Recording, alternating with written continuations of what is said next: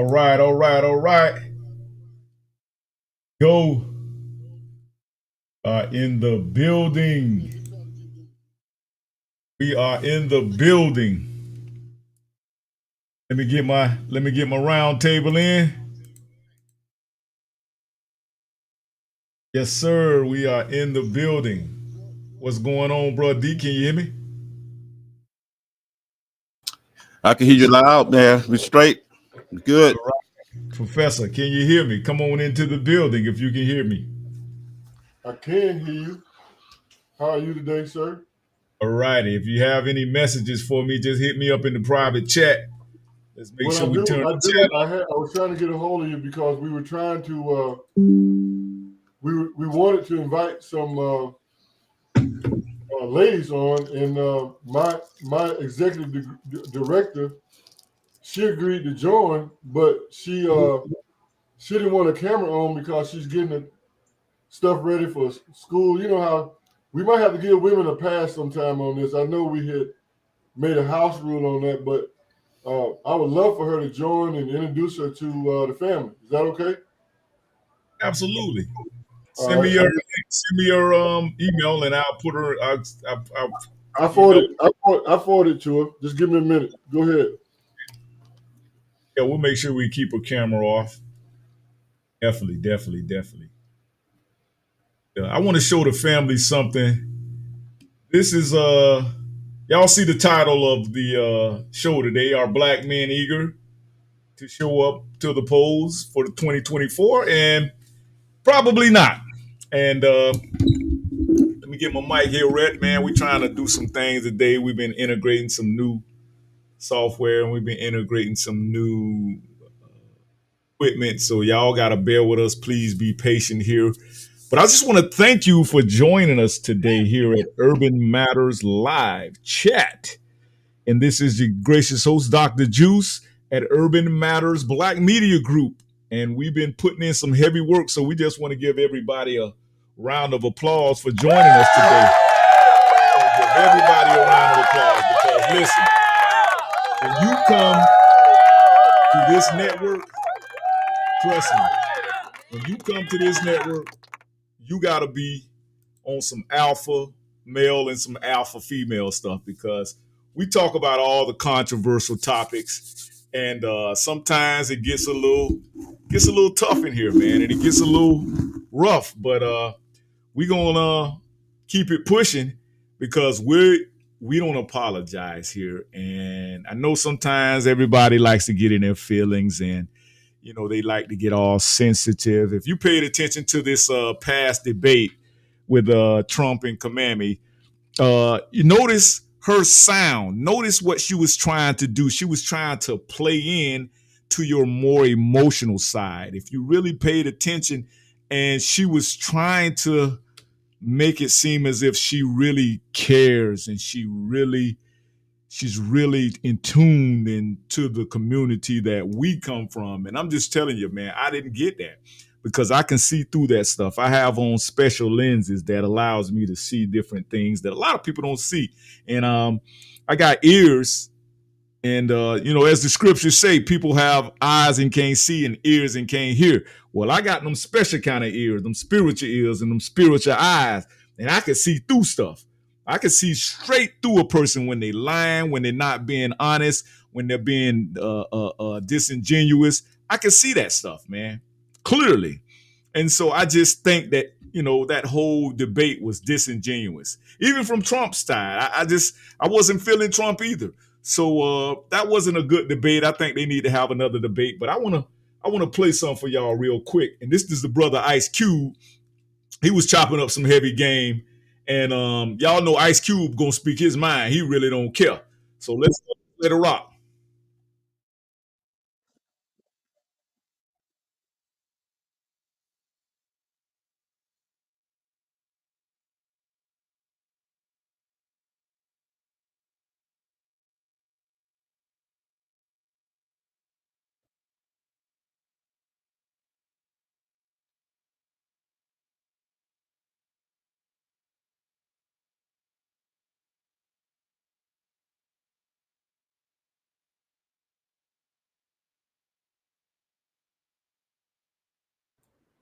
Hey, we can't hear that, Dr. Juice. Can't hear it? No. Can't hear it.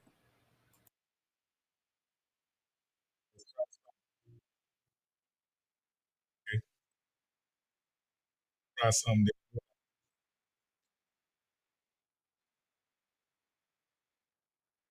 Hold on.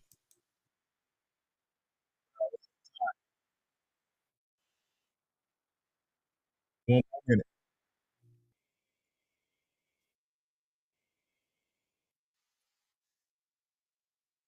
Let's see what we got this time. Hold on.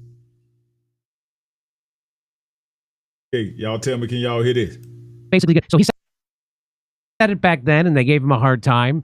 And then here we go. He's doing it again. Process. You don't vote just to vote. You vote because you're getting something or your community is getting something. So everybody that's telling you that, man, look at them and say, what are you getting? Because people that just want you to vote and not ask for nothing, people that's in power that want you to vote but don't want you to get anything or not asking for you to get anything economically, they suspect. Straight up. Because a lot of people been in place for a long time and we ain't got shit.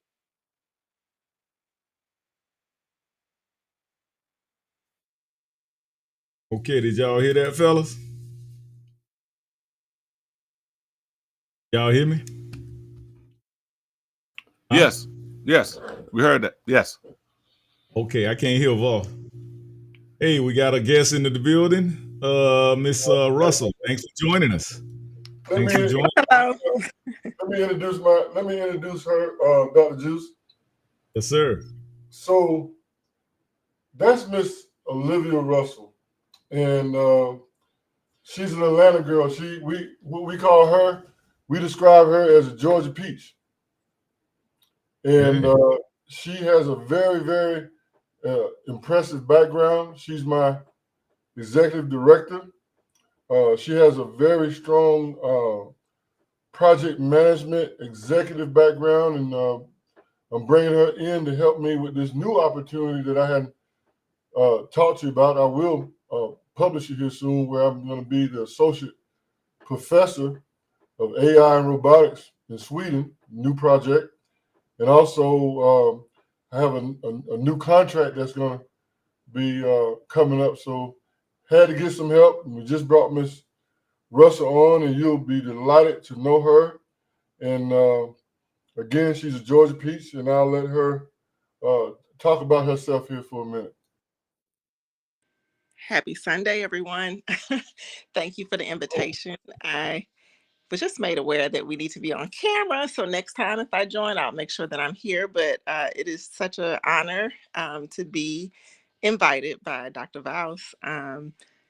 Like he said, I'm a Georgia peach. I'll claim that. A lot of Awesome. extensive research and background in physics, math, project management, and transportation, education, and all those a few other things. But just an honor to be here with you all this evening. Great. It's awesome. Well, thank Love you for coming. educated ladies to join us. I wish we had more participation, but hey, we're still new, and we're gonna take it one day at a time. How about that? Well, you know she got to be real tight if she's under the Voss Enterprise LLC platform, bro. She is the truth. Absolutely. I heard some good things mentioned about you a couple of weeks ago, and I was able and fortunate to check out your profile. But we want to definitely thank you for joining us, and definitely glad that the professor shared you with us, because he likes to try to keep all the special things to himself. Okay, we got our brother D2 with us. DP in the building. DP, you want to say some quick words to the family? I know you still kind of new to the platform, but we're getting you warmed up and we're getting you tuned up, and we're gonna make sure you come into the building, and iron sharpens iron, as we all know. So thanks for joining us, bro. Chop it up with us real quick. Yes, sir, man. I'm getting ready to check everything out. We're going to see what we're going to do today. So our topic, what's our topic going to be today? The topic is why are Black men not motivated, and why are they not eager to participate in this 2024 election? And the ones that are, I've noticed that a lot of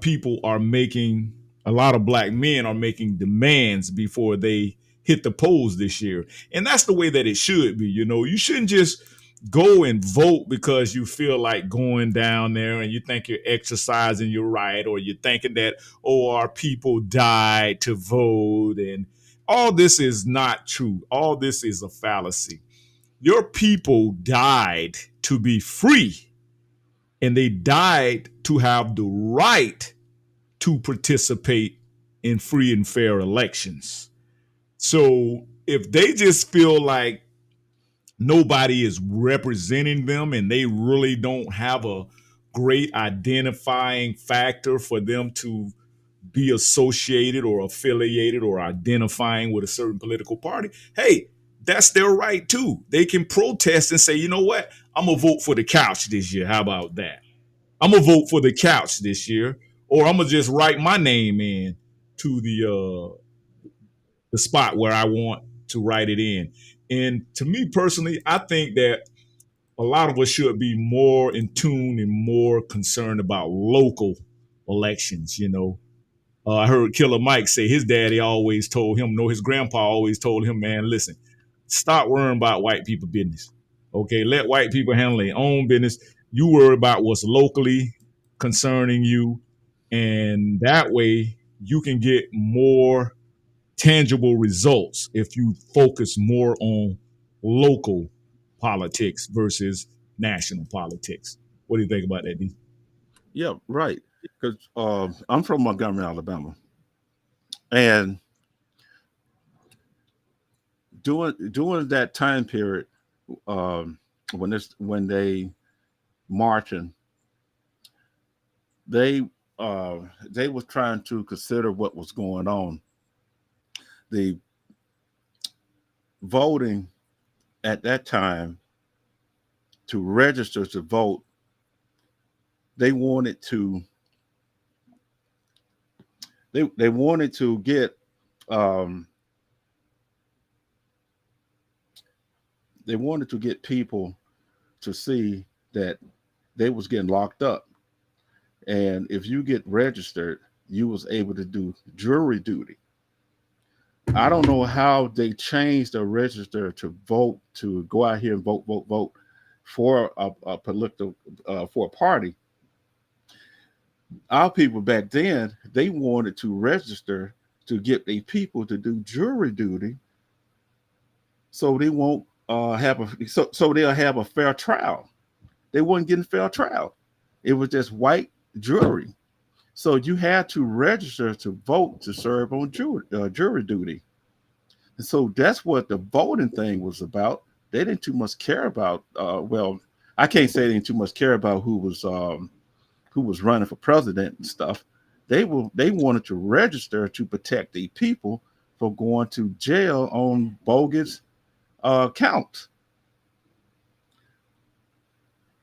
So whoever changed that thought, that's what they did. They got the people programmed to change their thought about voting and not looking at jury duty. Because most of the people who get called on jury duty, they don't even know why the register of the vote for service on jury duty to help the people to get out of a situation that they needed a vote from doing jury duty. So you are saying that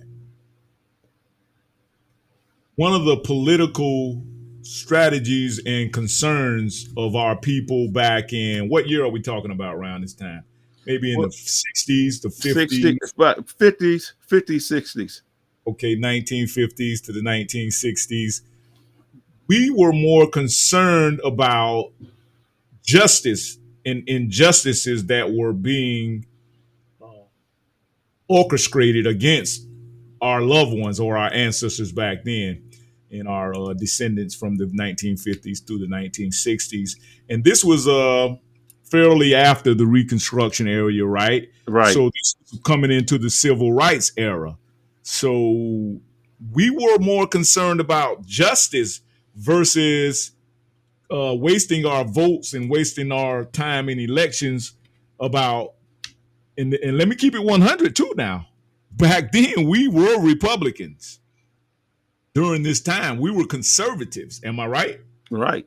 If my memory serves me right, if my history serves me right, my Black history serves me right, we were conservatives and we were Republicans, and this was before the 1965 Civil Rights Bill. So that's what I don't understand, man. Like, where did we go wrong, and why do we not concern ourselves more with justices? Why are we not putting more of our people into the legal and the justice professional fields? And why are we not concerned? Why do we think we just have to vote? Why do we think that the Democrats own us? Why do we think that where did we go wrong? What changed to make us slaves to the Democrat plantation now? And we just out here voting for nothing now. And as you heard Ice Cube just say, you need to get tangibles for your vote. Why we don't understand that, buddy? Well,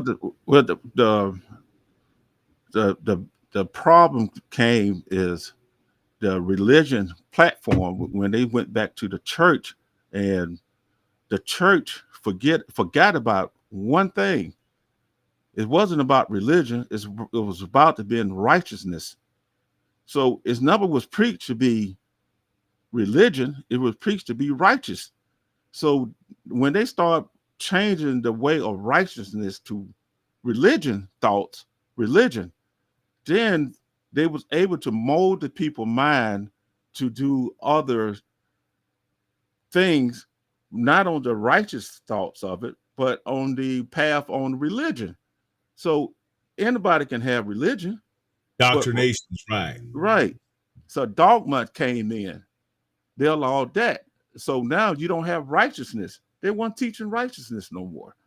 That's the whole thing. A part of you start talking about being righteousness. They used to be taught to be righteous. because you saw what the evil people was doing. You seen what was doing evil to you.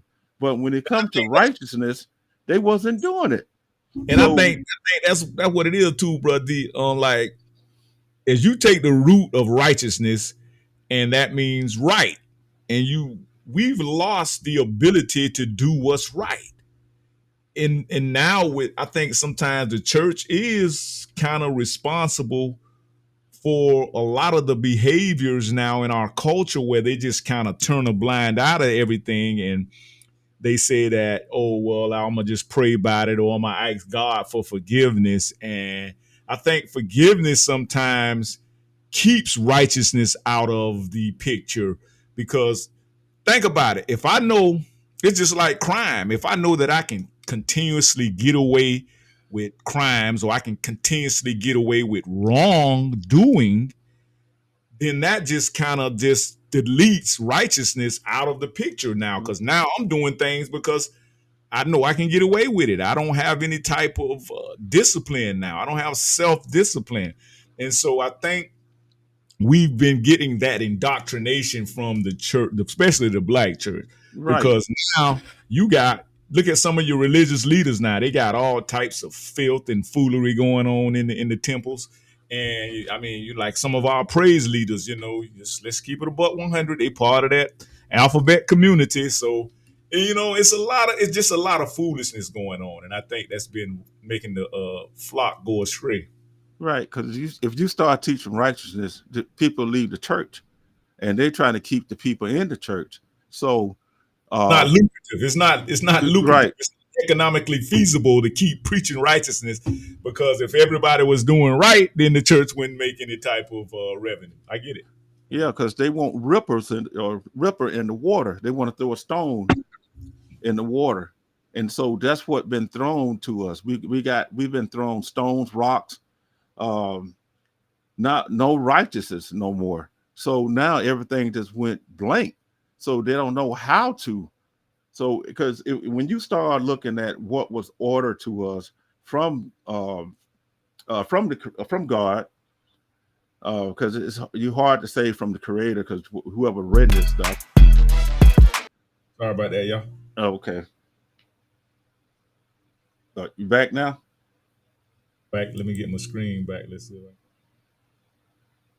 Right, we back in the game. Go ahead, D. Sorry about that. Okay.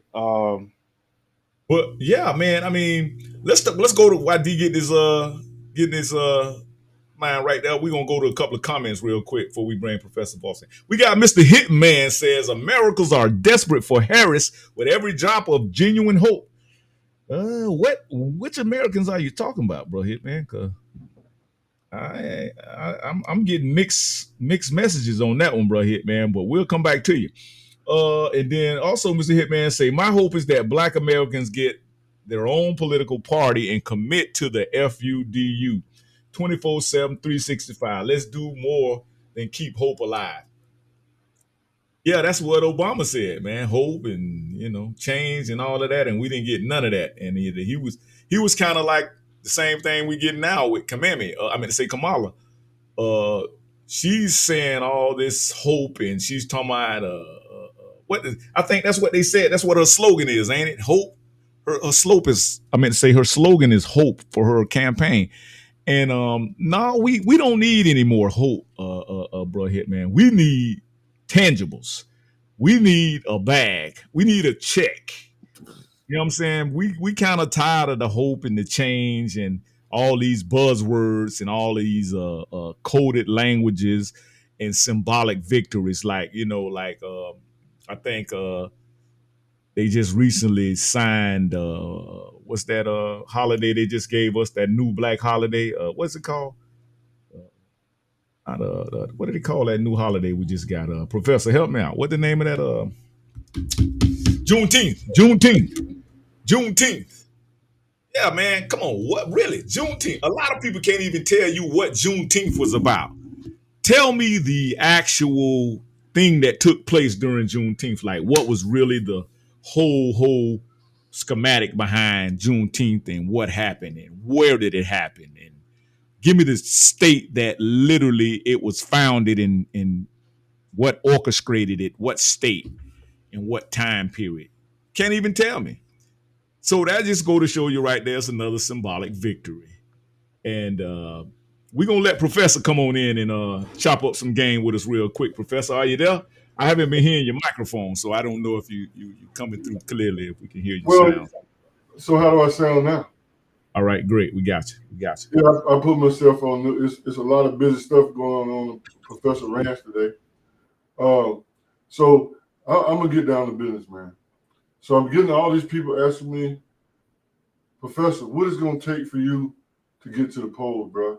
You know, you've been telling everybody that you're publicly protesting, and you know, what would it take to get you to the polls?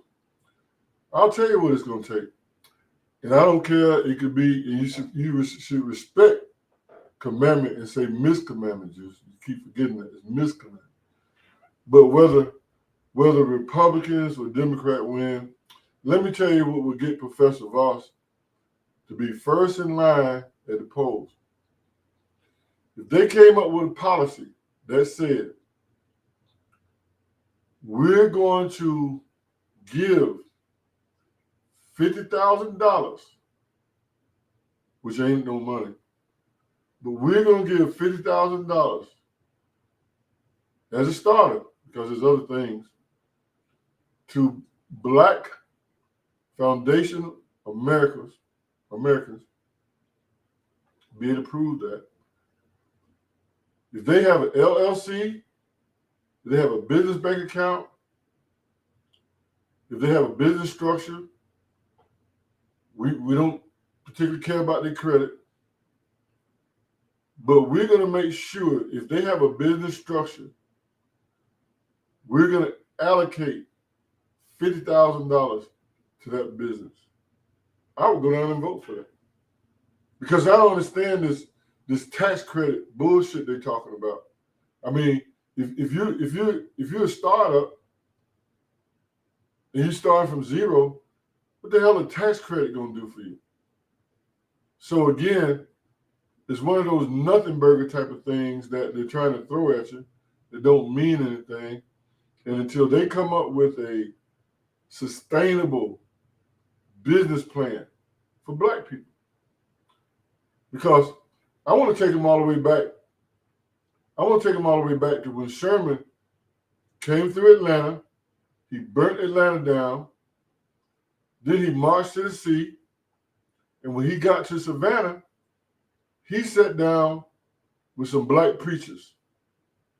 And he asked those Black preachers, what is it that you want? Do you want to commingle with the mainstream, or do you want your own shit? They told Sherman, we want our own shit. So you can look it up. Field Order 15. That is the first and only economic policy that I know of, unless somebody can prove me wrong, that mainstream put together for Black economics. And in that Field Order 15, we're supposed to get 40 acres and a mule. That's not a fairy tale. That's real. It was in that order. And the federal government revoked that from us. So I do believe that bill is past due. And I'm still waiting on that as a starting point. And let's talk about that if you want to get me to the polls. So that's where I'm at.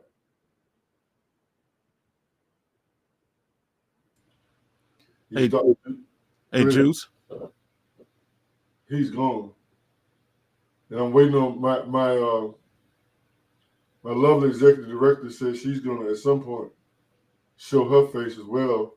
So so she might be put. You know how?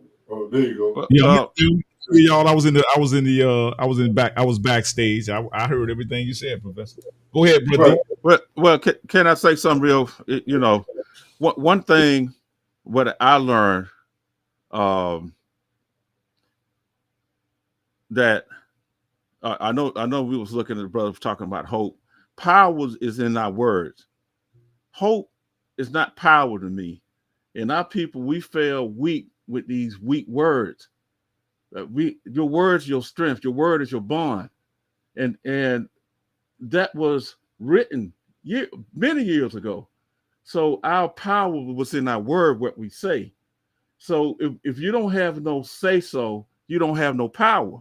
And we forgot about that. So we stand up there. I hope Jesus come. I hope this will do. Ain't no power. You got to demand what you want. And when I look at other races out there, they ain't hoping.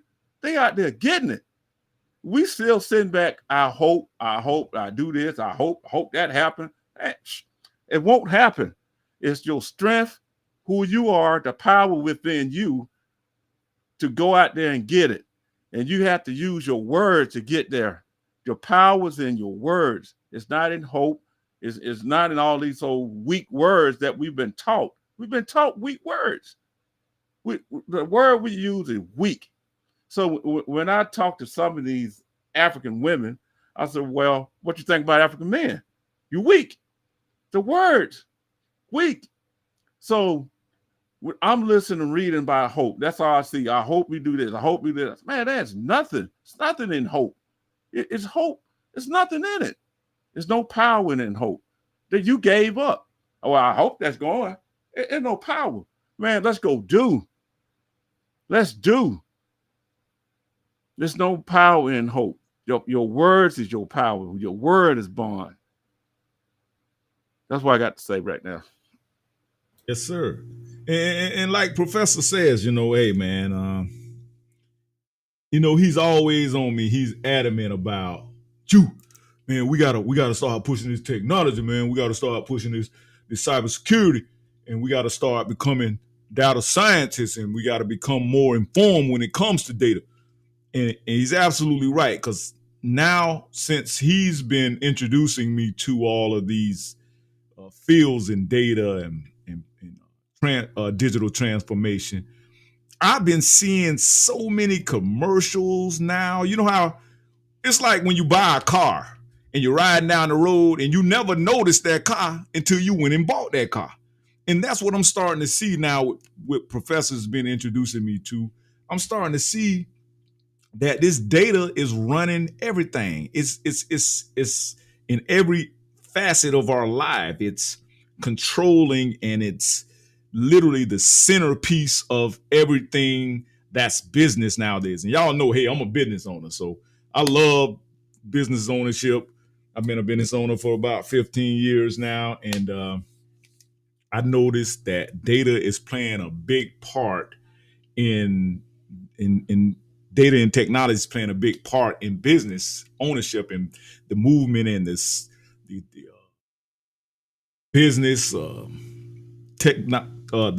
basically the whole breakdown and the whole dynamic of doing business is you got to be in tune with the data, man, because if you can't even do a study on your business, they call it a business plan, you got to use data to really pinpoint and hunker down the market that you're in. So you can do a market analysis and a business study to study the business model that you have.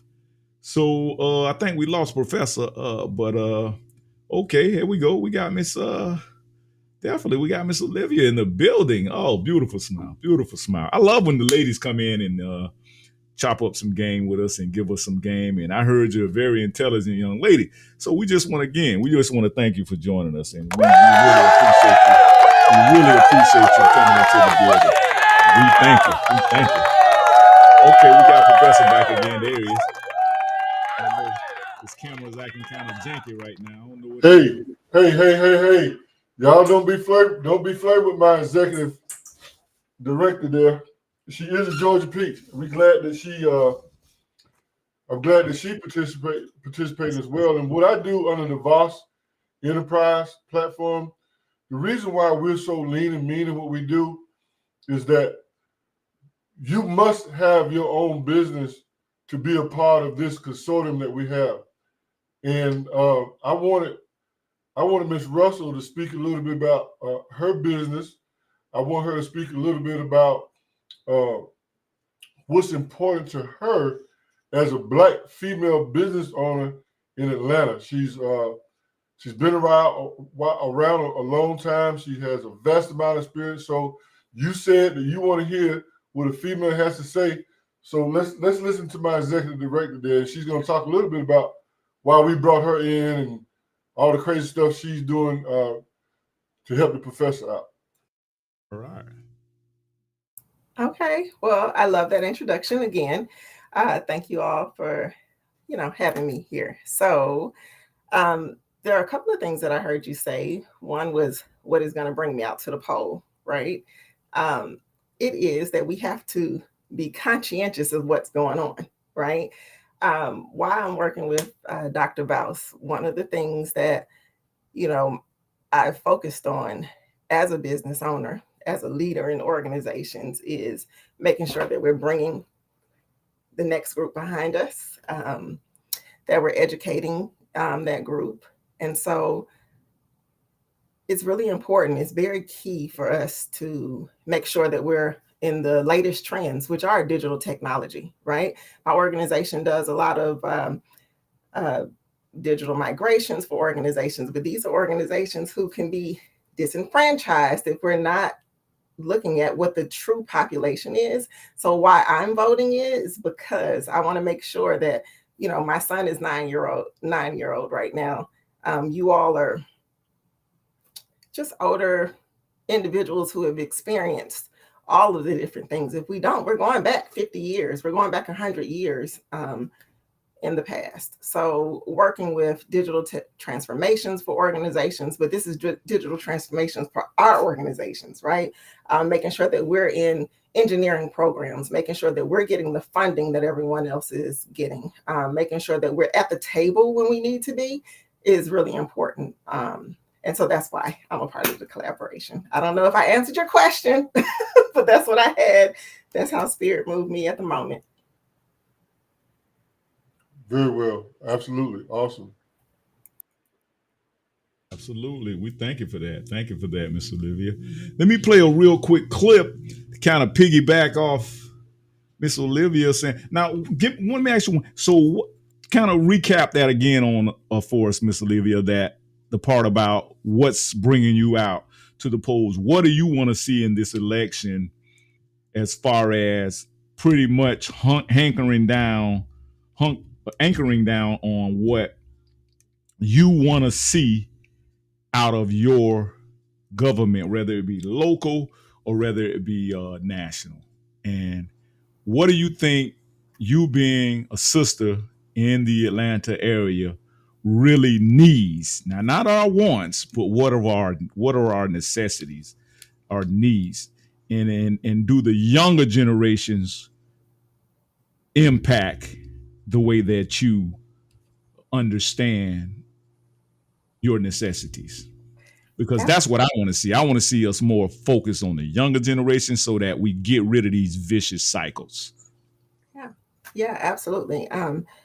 From my experience, I've taught middle school. I've taught on the collegiate level, and again, supporting many of the programs, supporting Dr. Baus as we're going forward. But what I need to see personally is the funding. Again, I've been at tables where I'm a woman, so that makes me a minority, of course. I'm a Black woman, a minority, of course. And then, being shut out of that situation when funding is plentiful if you're of different, backgrounds. It would be different circle or group. Absolutely. Yes.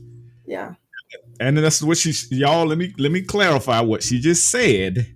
She said she wants to see some tangibles in return for her vote. So she's demanding. That's her demand. That's not her saying, I wish or I hope, like the gentleman said in the chat. She's demanding funding intangibles for the indigenous people of this country's vote. So I absolutely agree with that. Let me play something that's going to really back up and solidify what you just said, Miss Olivia. So let me cue this in real quick, and y'all tell me what you think. Now, this sister here been raising hell. This sister here went to I think she went to Spelman up in Atlanta, and her name is Michaela Montgomery. But she's pretty much a Republican on the Republican side. So I want y'all to listen to this sister. This sister been dropping hot fire, and they've been trying to like censor her because they were like, wait a minute, you from Atlanta? You mean you from Atlanta? And you, wait a minute, sister, we never heard this before. Like, what? And she's a single mother. She fits all the criterias of what a lot of our sisters in the fight represent. But this sister been dropping some hot fire, and I want y'all to just check this out. They had her on Revolt TV, and this young lady named Teslyn Figaro, she's kind of like an independent type lady, but she has a big mouth, and she was trying to shut this sister down, Michaela Montgomery. But this sister was still standing in the paint with us. This sister was standing on her square. And this is what we need to see from our sisters. We need to see it's a breath of fresh air to me to just kind of see people voice something different, bringing something different to the table. So that's what I'm rooting for this election. Difference. I want to see a different. Y'all remember that song by what that boy name? 2 Chainz. I'm different. Yeah, I'm different. Yeah. Pull up to the scene with the ceiling missing. Yeah, let's play this sister here. Let's see what she's talking about.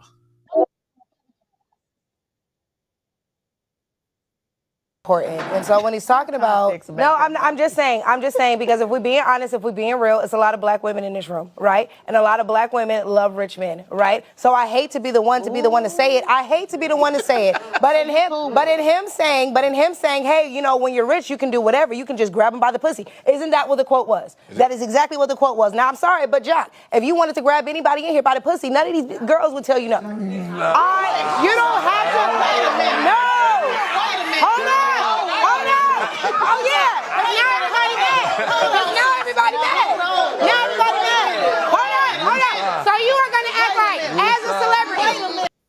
Y'all pardon the language now. Pardon the language. This is for study purposes. So we're gonna definitely, and also this is on Revolt TV. I know a lot of y'all watch Revolt TV. Hold on, wait a minute, because now you disrespecting me. Y'all can't grab me by no pussy. Wait a minute, let's get you this and I have already made it clear that you and I don't succumb. No, but you said any black woman in here. Hold up. It's time for Paul to the call. Let me clarify. Hold on, let's let Jock answer quickly. So, like I said, they really don't want the sister to really say anything. I'm gonna see if I can find some more of the footage on Instagram. So, but this sister, let me see. I got another clip right here. Let me see if I can find her on another clip when she was at the. I think this her right here at the. She was at the one of Trump's rallying at one of Trump's rallies. Let me see if I can play this sister again. I'm telling you, I just want to get y'all to show you a perspective how this sister be dropping some hot fire. Okay. And she's a very smart sister. My name is Ray. A lot of you guys know me as a girl from Chick-fil-A, but I am so much more than that. Can y'all hear that? Nope. I know y'all can't hear it because I can't hear it. Not only do I serve as the CEO. That's what they do, man. See, this is what you call censoring. Let me make sure I got the volume up. Yeah, I got the volume. I have the volume up. Let's see if I can find another clip. I hear it just fine. Yeah, I can hear it, Juice. We can hear it.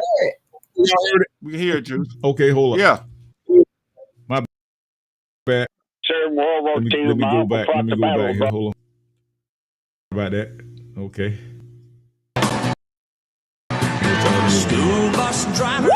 Oh, they just don't let me hit that. Okay. I'm so happy you all came out to see me. So, my name is Michaela Montgomery. A lot of you guys know me as the girl from Chick-fil-A, but I am so much more than that.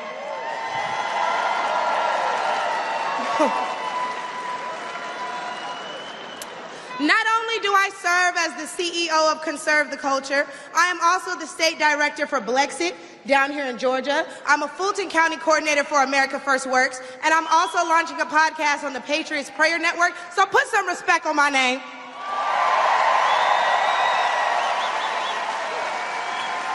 Now, why don't we jump right into it? See, as a young single mother, I can tell y'all that rent is too damn high.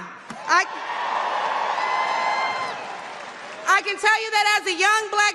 Let me just go ahead and give a disclaimer.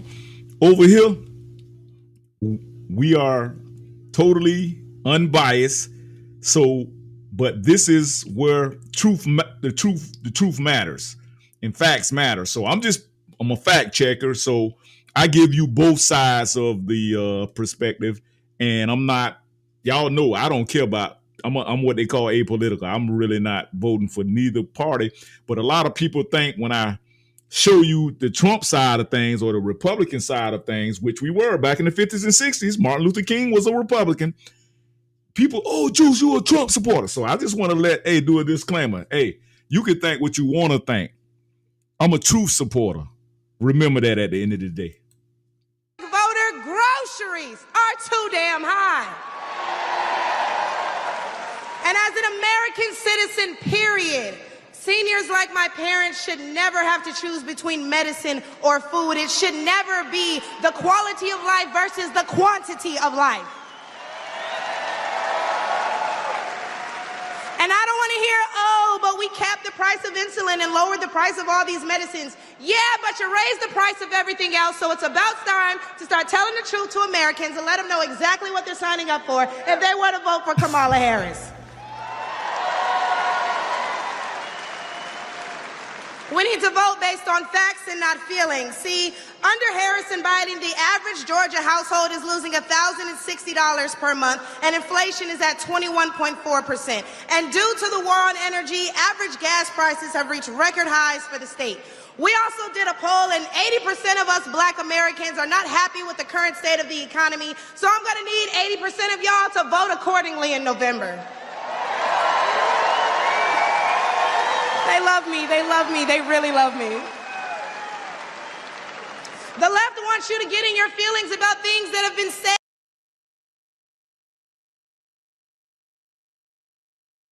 Did it go off, y'all? Yes. Oh, it went off. Man, they tripping on me today, man. They really tripping on me, man. Hold on, let me see if I can get that thing. Y'all pardon me, man. We still trying to figure this software out, so y'all got to take our mistakes with love, please. See if I want to see if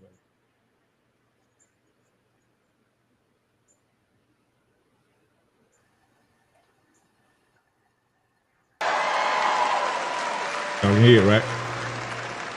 See, the first step in destroying the black community is to dismantle the black family. So aside from her record as a prosecutor, why don't we ask Mrs.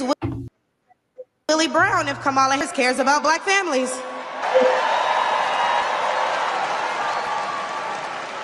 I wonder if Mrs. Willie Brown, a black woman, is also with her.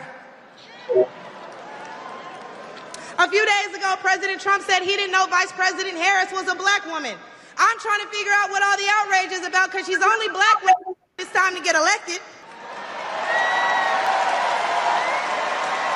Did I lie? The same black people who are mad at Trump for being confused about her race, ethnicity, nationality, whatever, are seemingly forgetting that while you're touting her as a savior for black people, she identifies as an Asian woman. She chose her side and it wasn't ours. When asked if she would ever do anything specifically for black people, she said no.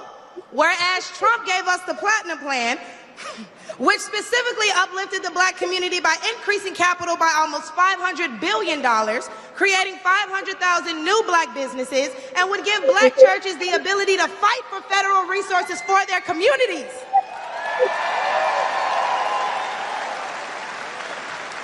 And why are we acting like strong borders aren't a thing literally everywhere else in the world? Since when has being patriotic been a crime? See, a few weeks ago at the debate, Trump mentioned black jobs. And a lot of people got in an uproar as if they didn't know what he meant. Well, we go to the polls and cast our black vote. We go to the stores and spend our black dollar. We live in our black community, but for whatever reason, we draw the line at a black job. Oh, but wait, because if you're wondering what a black job is, please, I encourage you all to drive through Atlanta at all these beautiful black-owned businesses and check and see who works there. Probably a black person working for a black entrepreneur, recycling the black dollar, creating black generational wealth.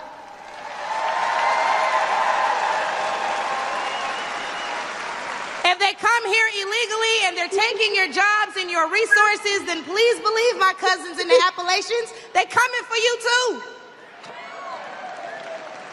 And y'all know Kamala Harris has yet to say Laken Riley's name.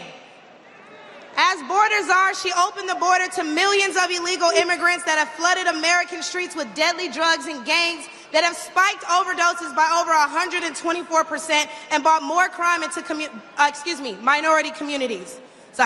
How's that for black folks? But let's take race out of it. Just as a woman, period. How can you be a champion for women's rights when you're taking away opportunities from biological women and giving them to transgendered ones?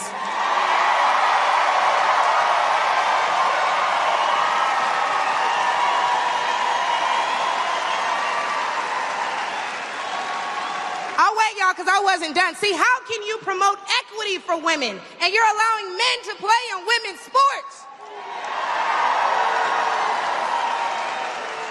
And what kind of feminist would still allow men to enter their sacred spaces, i.e. our bathrooms and school locker rooms?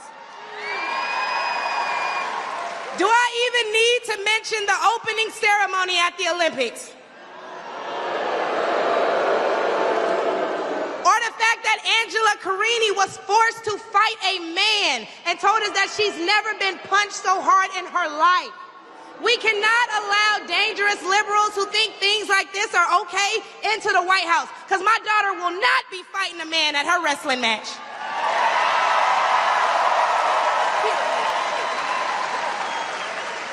And what I think both men and women can agree on is that national security is important. So who would y'all rather see lead us into war if it were so to happen?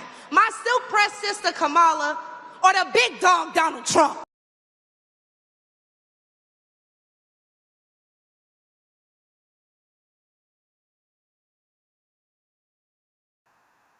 It's too deep, bro. People ain't ready for it. People ain't ready for it. I play that on another show. That sister got another 20 minutes. I'm talking about she would just lighten it up and listen. Yes. Huh? They not.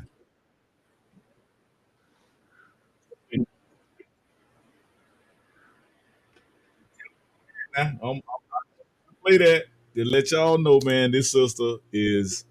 There's some sisters out here that's really standing up for what's righteous and what's not. You cannot be now. You pick who you want to pick, because I'm not here to tell you who to vote for, but I will tell you who not to vote for. And that's this whole liberal movement. This thing is out of control. That I'm gonna play y'all on another show. That guy was Tim Walz, her vice president for the Democrat. He puts tampons. He put it a law up in. I think he's from Minnesota. He used to be one of the senators in Minnesota or mayors or something. He required it be law to put tampons in the boys' bathroom. Now, if I'm lying, look it up. If I'm lying, look it up. I don't like to lie. I like to drop facts on this channel. Why do boys need tampons in their bathroom? Can y'all answer that for me, please? Somebody answer that for me. Why do men need tampons in their bathroom? I guess they play with them, Dr. Juice. I don't know. They play with tampons. What the hell? I don't know. Maybe they use them when the toilet paper, when they run out of time. I don't know, man. I'm not for even go there. All right. Y'all, let's run it. Let's run it. So what's next? What's next on the agenda? I want so listen, this is a rare moment for us. I want a female. So, and she's not shy about what she want to say. That's why we bring in this platform. So allow her to say whatever she wants to say. Say what you got to say, Miss Olivia. I don't want to sidetrack you. Oh, no. Don't let me I'm not. sidetrack you. Look, it takes a lot to get me sidetracked. So no sidetracking. I just want to make sure that, you know, hey, I believe in truth. Truth is going to shine through wherever it is. And there's this saying that we like a ugly lie than pretty lie than the ugly truth, right? Okay. So let's, you know, we can look at both sides and see opportunities. We can see mistakes. We can see all of these different things. But for me, not the fanatical is the word that I'm thinking for, but, you know, like in reality, what does it look like once we vote in somebody? You know, what policies are going to impact ourselves, our children, our businesses, and all of those things. And then looking at what's happened and what's happening. So, I mean, yeah, she had great points. That's true. But at the end of the day, when I go to the gas station, when I look at my son, when I look at my grandkids, when I look at my parents who are veterans, who are at that age now where they're retired, like what things are being done and what will be done with this next platform, that we got to focus on that, because a lot of people can say stuff real pretty. They can say it real loud, but that's my, you know, just making sure that we're making the best decision wherever that lands. Absolutely. So yeah, tell us some more about your. D, you had something you wanted to say, D? Yeah. How can you put a stranger over you? Somebody don't know your issues. How can you put a stranger over you? Don't know you. Not being where you've been. I mean, my question is how she's gonna do all these things she says she wants to do, and she has the ability to do them right now. She's in the White House right now. Why you gotta wait till you change your position to do these new things you talk so much about? Shouldn't you already be doing those things for the last 3 years? And can somebody tell me where the hell is Jim Crow Joe? Well, that's what Trump said the same thing. You treat the president as a dog. Trump said you treating your president as a dog. Hey, and to keep it 100 with y'all, that was a coup. When they made that man step down, that's a coup d'etat. When your party gang up on you and just bully you out of the dang on seat, that is what you call a coup d'etat. That's what that was. I don't know if anybody was paying attention. For the people in the back. Hello, that was a coup d'etat that just been implemented, and you're gonna go along with the coup d'etat?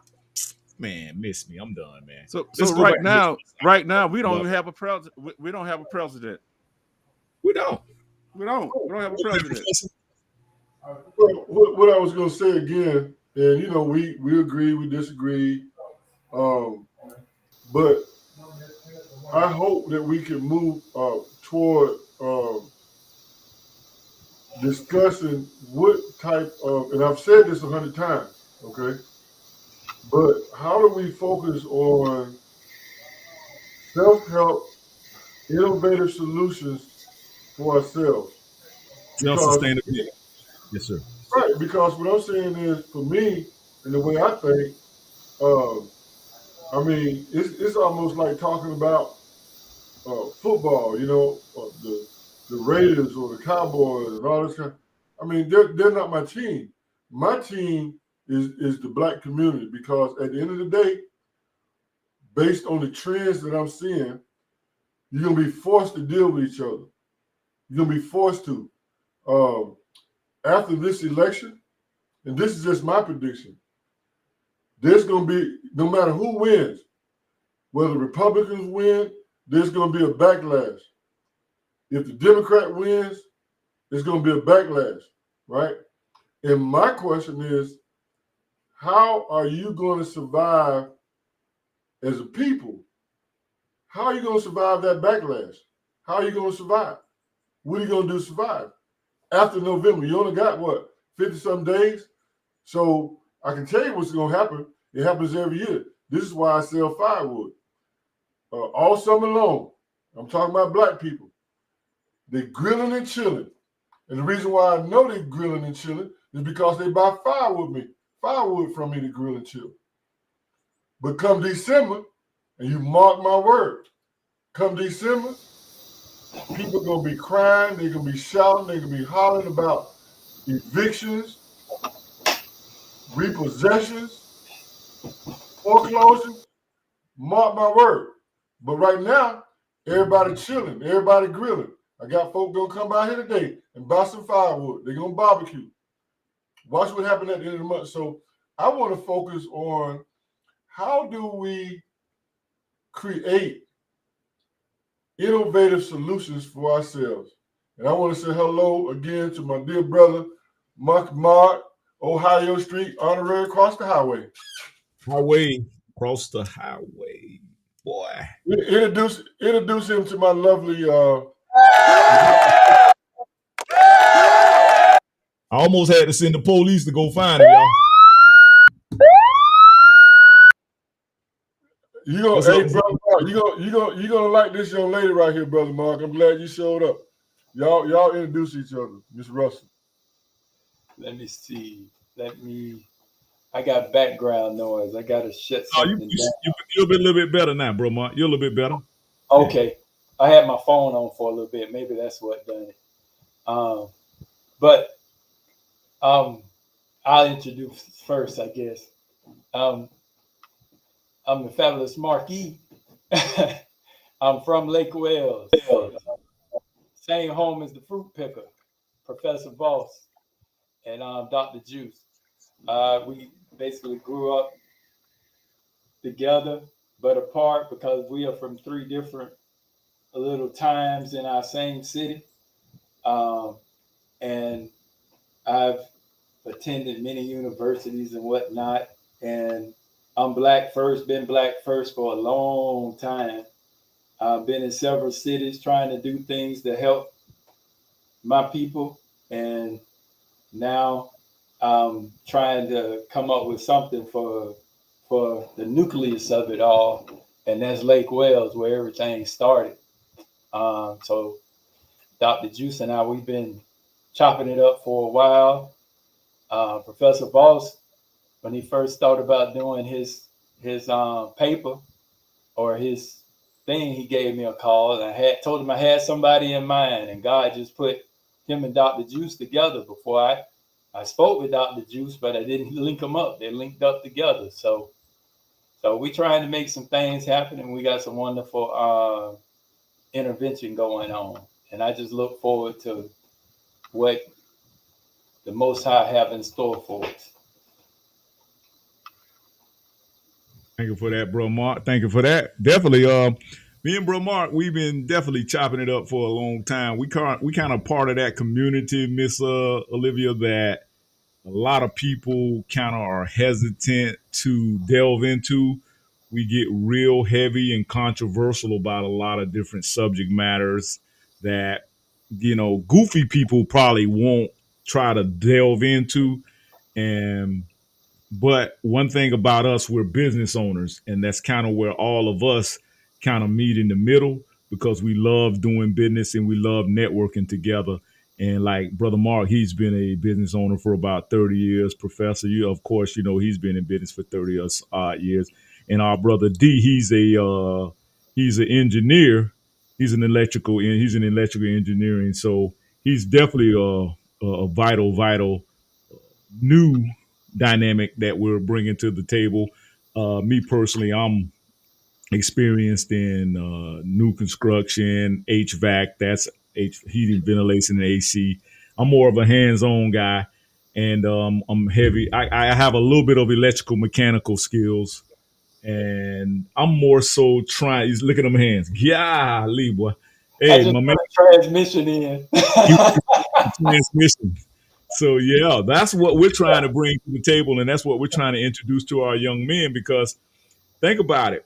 If you're not in technology or you're not into vocational type skills, you're not going to make it in this new economy, because you can look at the inflation right now, how it's taking people out. I think you were just discussing that, Miss Olivia, about how the prices of things are fluctuating. And I mean, grocery store, it's like when you get ready to go to the grocery store, it's almost like, you're getting ready to get marched down to the electric chair. It's like you don't even pull your card out. You don't even want to know what the price of these goods are going to be. And God forbid you have to get some type of services now that require you having to get some products ordered in. And have y'all been noticing too, like, say for instance, if your car goes out or you have an appliance in your home that breaks down, the service guy, he'll come in, he'll charge you a service charge, but he'll be like, you know what? We're gonna have to order that, ma'am. It'll probably be in a week. It's on back order. It's a lot of goods and services that are not moving now. And y'all remember during the pandemic when the shipping lanes and the shipping docks and all of that stuff shut down? It's like people just, man, we have like amnesia now, man. We don't remember what we just went through. And see, that's the witchcraft of it all, man. These people literally like were forcing you to go and get these jabs, and some people jobs, they held them as ransom over their head. Say, hey, if you don't go get this thing, I'm gonna take your job from you. Guess what? So that right there alone should be a reason why you should be practicing group economics. That's what we try to practice here. Group economics, Black economics, self-sustainability economics. That's why we try to practice and teach that here, because say, for instance, God forbid, we go through another plandemic. I call it the plandemic, not the pandemic, the plandemic. And that thing came in and then it went away just like that. And everybody was like, okay, let's go back to acting goofy again. Hey, turn up. Let me get on a cruise. Let me go catch some flights. I'm going to get flued out. What? Man, did you just see what we just went through? You should be strategizing right now, planning and preparing for the next one, because trust me, that was a test run. The next one going to be for real. I digress. Miss Russ.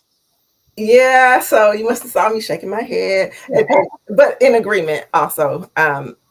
So that's what I was saying, the fanatical fanaticism. I don't know the right word, but you get what I'm saying, right?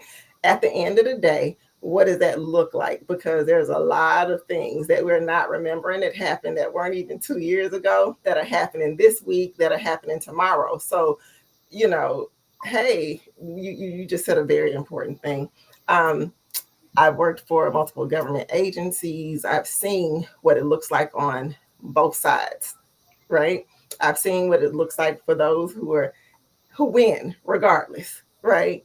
Then I talk, I live, I grew up in the neighborhood, and who I advocate for in business is those who, hey, we have to go to the different schools, but technology is the way, right? We have to make sure that we're aware of what those opportunities are and make sure that we're going to be in alignment. And I like what you said about this group type of business and support and understanding the importance of that. That is paramount, right? Those opportunities for each other. Yeah, what you said is amazing. It's true. Let's do it. And you know what, Miss Olivia, if I was on here talking about, the Tampa Bay Buccaneers, my timeline will be flooded right now. You know what I'm saying? Yeah.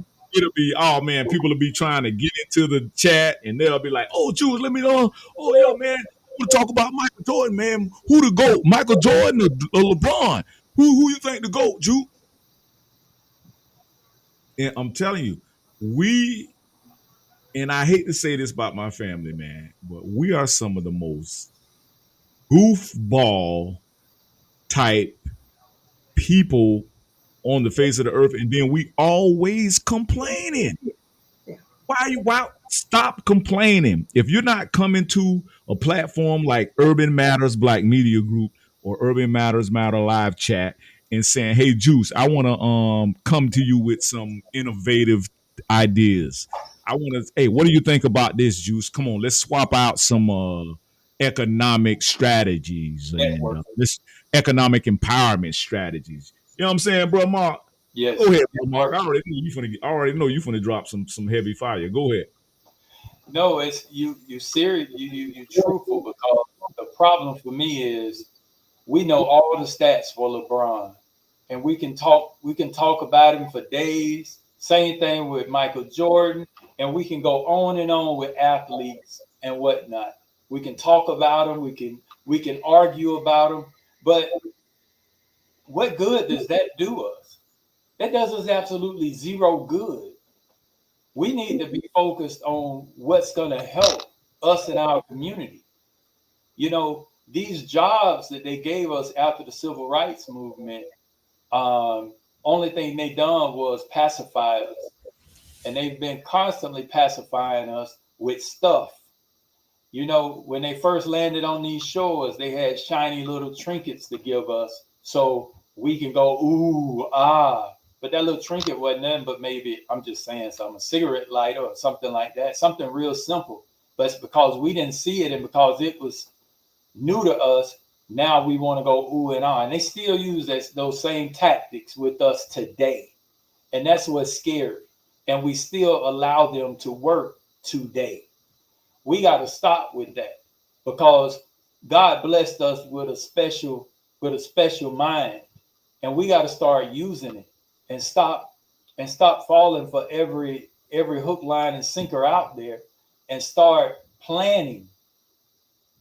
Our opponents plan 20 years ahead. We plan for the next day. We got to stop.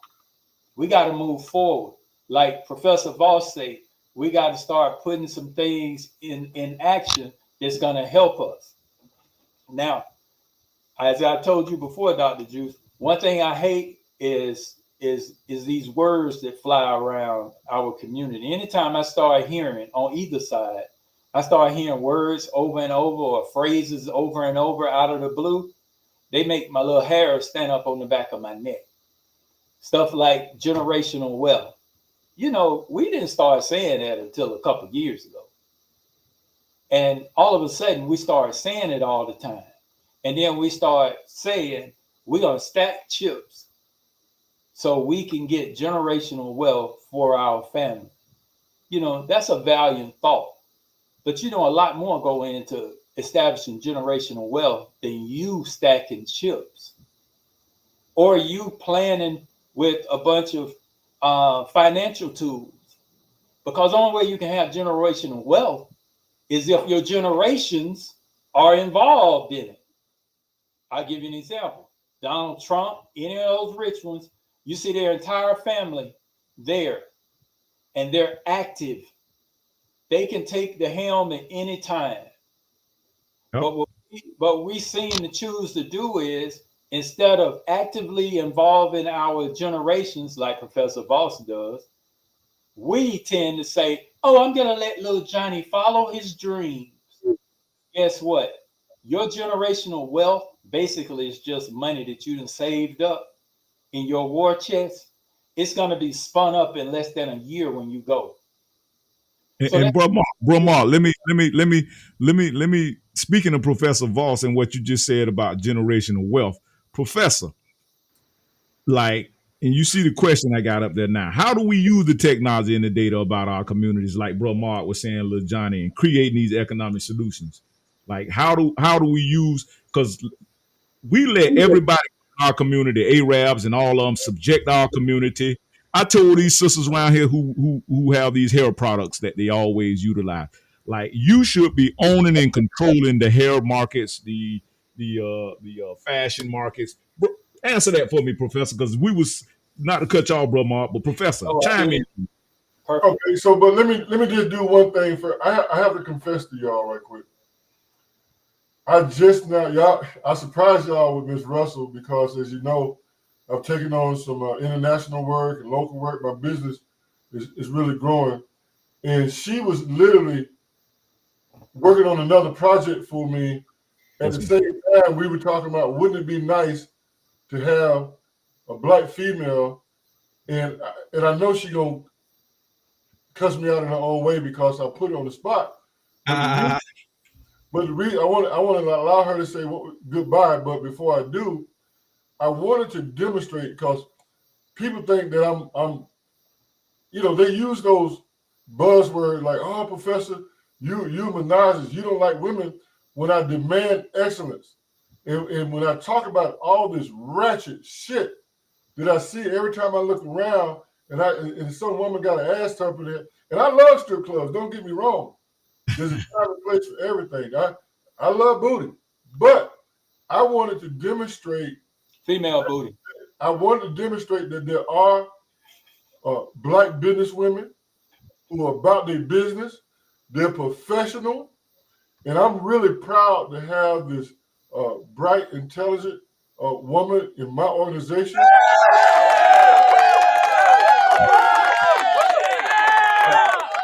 I know her people. She comes from a very solid background. Her father is a Vietnam veteran. Her mother is an educator.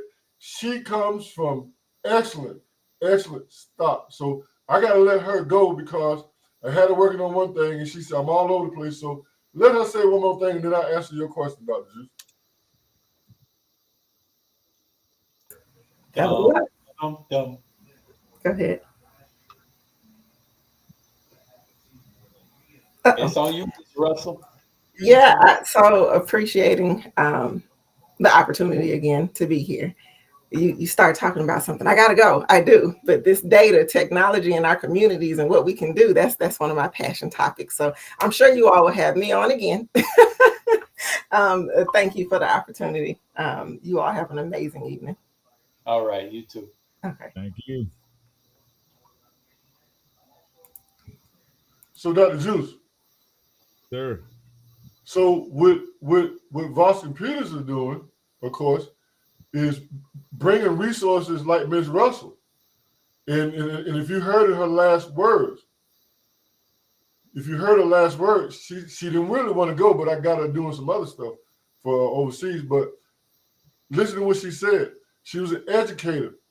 She's passionate about technology. She's passionate about data. We need to bring more people in our organizations like that because, we can't do it all by ourselves, right? We have to educate our own. We have to teach our own. So I want to demonstrate to you all, who are my business partners, the type of resources that I'm bringing under the Voss Enterprise platform to make my business contribution to the community.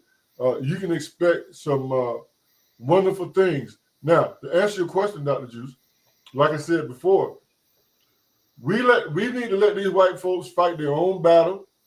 I got a lot of white people who are my friends. Some of my best friends are white, but I let them handle their own business. And what we're going to have to do, but I get a lot. Let me just say this, just in case my white friends listen to me. I get a lot of support from white folks too. White people, what I love about them, my white friends, they don't really want to be seen. They support me, they watch me, but they understand business. And they say, Gary, whatever we can do to support you in your effort. Because when you think about it, white people are human too. And when you begging, nobody wants a beggar. Nobody wants a beggar. But if you do real business, anybody in the world will do business with you. If you make yourself attractive monetarily, I do business with all kind of people because from a business perspective, from an economic perspective, I'm attractive. So now, to answer your question, Dr. Juice, we're going to have to create an appetite in our community for technology. You're going to have a hard time with people my age. I'm older than y'all. Keep reminding y'all of that. And I keep reminding you that your generation and the generation ahead of you, y'all consume, because of technology, you consume information at a much higher rate than my generation. That's not to put my generation down by any means, but I want to explain to you our educational background. We didn't have this wonderful technology that we have today. I was explaining to a group this week that the best technology that I had when I went to Lake Wells High School it wasn't even an electric typewriter. It was a manual typewriter. Imagine that. We had a man. So what I'm saying is, and most of my boys, the people that that's there, They didn't get that education. They didn't get that education. In fact, racism was so bad back then. Now I analyze it. They put the black folks in special ed. They had a class. I don't know if they still have it now, but I remember growing up, they had a big class called agriculture, where they had a whole bunch of black kids call themselves teaching agriculture, but you know what they did? They were the so-called troublemakers, if you will. They took them out in the groves and let them drink and smoke weed and get high. That's what agriculture was about when I was growing up. So they would take those students who was going to do that anyway on campus.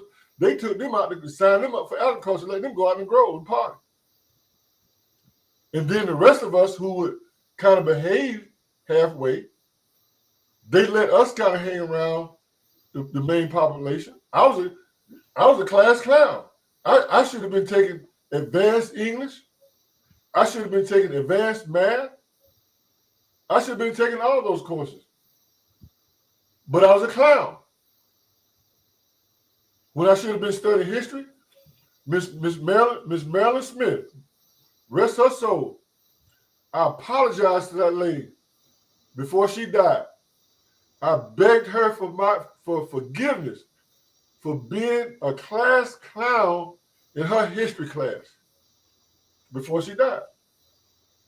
So what I'm saying is, if it wasn't for the black teacher who refused to let me sit in the back of the class the whole semester, the body to booty watch, I wouldn't be where I am now today. So what I'm saying, and that's it, Professor.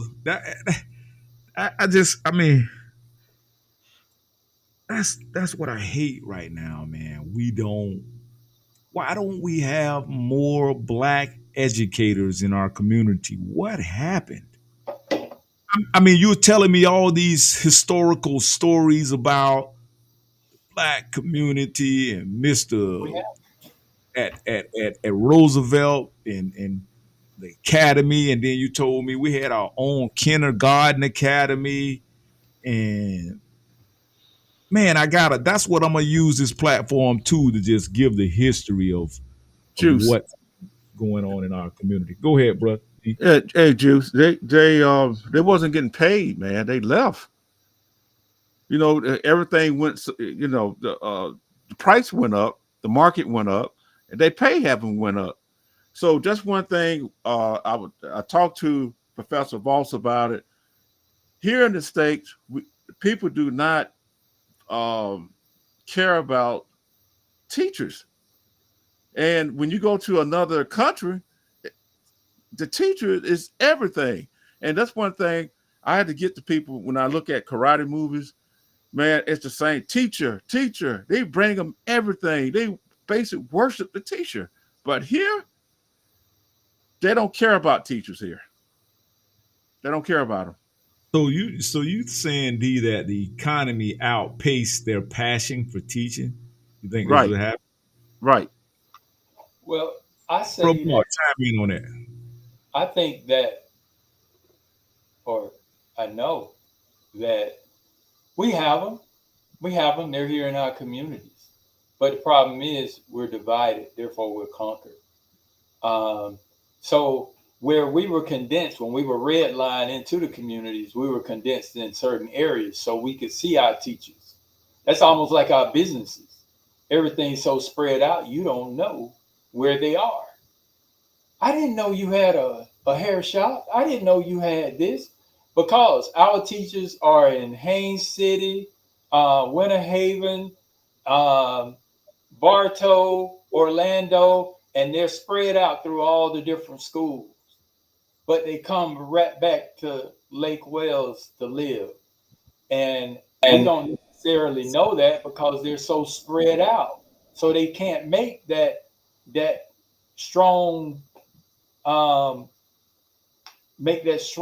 commitment to their area, because they have to go to some other area and they're doing just what they would normally be doing in our area. So our schools are so spread out that they're working at, but there's a lot of educators. Well, here in Georgia, we are lacking education. I mean, educators. They are looking. We don't have them here. We have some, but we don't have enough. Yeah. And Well, they leaving because lack of pay. yeah. I have a question for you. When you think of a black professor, what comes to mind? What, college? Mr. West. So I here's think my college point. level educator. We don't. Where are our educators? We don't have black professors anymore. And the ones that we do, they're confined academically. I taught in the U.S. for over 20 years. I hate teaching in the United States. In fact, what Miss Russell is working on now, and I'm going to publish it, but I don't mind telling you all on this platform. I just haven't had time to publish it. But I have you to know that the Cambridge Corporate University this week just appointed me as an associate professor of AI and robotics in the Health Institute in the Pharmaceutical Industry Management Program. I'll be teaching 3 groups of people. I'll be teaching 2 groups of students who are working on their MBA, and I'll be teaching 1 group of students who are working on their PhD. So that's why we brought Ms. Russell on board to be my executive director and help with all the research that go behind it. But if you saw me on the street, that would be the last thing that you would recognize me as. So we have to start, or at least on this platform, demonstrating that we do have qualified people. Professor is not my nickname. And we're going to have to build, we're going to have to use our own resources, like I talked to you before about that. You have underutilized churches. You got underutilized human resources in your community. And I refuse to be underutilized when there's a demand for education in our community. And there was a time in Lake Wells where educators had a high esteem. I can start calling names right now. And people would give reverence to Mr. Brody, Mr. Batson, Miss Isles, Miss Musselton, Miss Howell. I can just keep going. Miss Robinson, Miss Edwards. Yes, it goes on and on. Miss Harris. Miss Harris. Yeah. See? I mean, Miss You see Smith. that? right. Smith. Yeah. Miss Smith. Yeah, Miss Kirkland. Miss It goes- Kirkland. yeah, we and we love them and but the problem is now, I think with the whole lack of respect thing, that's for your elders. We respected our elders, and that was instilled in us, whereas this generation is not instilled in them, and that's where we come short as in our parenting model, not raising kids, just facilitating kids, getting them everything they want. And I asked Dr. Juice this. You gentlemen could probably answer this for me. When did being spoiled or being a brat, when did that become cute? I'll answer that question for you, Brother Mark. Again, I'll answer that. You understand, we got to talk about this generational gap in the Black community. As I explained to you before, my generation, they don't process information like you process information, okay? So they can't help their children because of their academic background versus their children. So let me tell you how I solved that problem. For myself, I'll talk about myself and how I raised my daughter. My daughter, I had my daughter when I was 40. And the stuff they teaching right now, in spite of all of my education, I don't have a clue. So you know what I had to do? By the time my daughter got to 4th grade, I had to put the responsibility of learning on the child. So I've never sat down there with my child, okay, we're going to do homework and all this. Because first of all, I didn't know what the hell she was doing. But it's 2 things that I did. I made sure that I had a presence at the school. They knew that I was that parent. And I also put the responsibility on my daughter for her education. My daughter paid for all. My daughter graduated from Spelman. My daughter graduated from Emory. She paid for it, not me. Because the lawyers and the child support people had all my money. So that was yet another strategy that I knew I had to have in terms of my daughter academics. I had to put the burden of academics on her because I didn't know what the hell it is that she was learning. And certainly by the time she got to middle school, I didn't have a clue. But she was topping on her class with math and English because I put the burden and the accountability. Listen to the words that I'm using that's real foreign in your families in the Black community. Responsibility, accountability, critical thinking. You got to hold your children responsible. The reason why everything is cute, Brother Mark, is because those people don't have what I call the academic strategy and the tactical wherewithal to manage the children. And I'll say this, and I'm going to land right here. You can't be shopping till you drop all over the place. You can't be eating everything that moves. You can't be riding on 24s all the time, hanging out, because you're neglecting your children. And there's a lot of neglect in our community, and the data speaks to that. Anybody can go to the Polk County School Board and look at academic performance, and you'll clearly see that Black folks are on the bottom. And I indict those parents for neglect, child neglect. So start there, Dr. Juice. Man, listen. Black people don't care nothing about being on the bottom. They can't. It can't be because they're finna go right back out and do the same thing that they did in 2020. And I know, Professor, you say, true, man, I have to keep hunkering down on this, bro. I have to keep banging and banging and banging and banging and banging until we get it. Because guess what? My oldest grandchild is 6 years old. My middle grandchild, she's 4 years old. And my baby grandchild, she is 7 months old. And I refuse to let them grow up politically ignorant like my ancestors and my elders did with me. So that's why I'm doing this program the way that I'm doing it, because I'm trying to inform us. And I don't know, bro, Mark, if you caught Ice Cube before you came in. We played a clip from Ice Cube. And I want to play that again because I think that I kind of messed up the recording. So I want to play it again for our listeners because I want them to really hear, why do, when Black men come to the table and we start critically thinking about how we want to approach our future, we are criticized and we're demonized to be traitors or Juice, because you must be a Republican. You must be MAGA. See, your problem is with MAGA.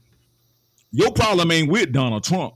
Your problem is with the people that, some of these people that support Donald Trump that are from our Caucasian European brothers and sisters side.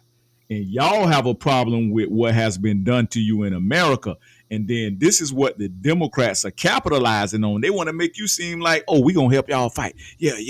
Y'all go out there and y'all just go out there and rally for Kamala and da-da-da-da. And this chick has yet, she had another opportunity to say she was Black.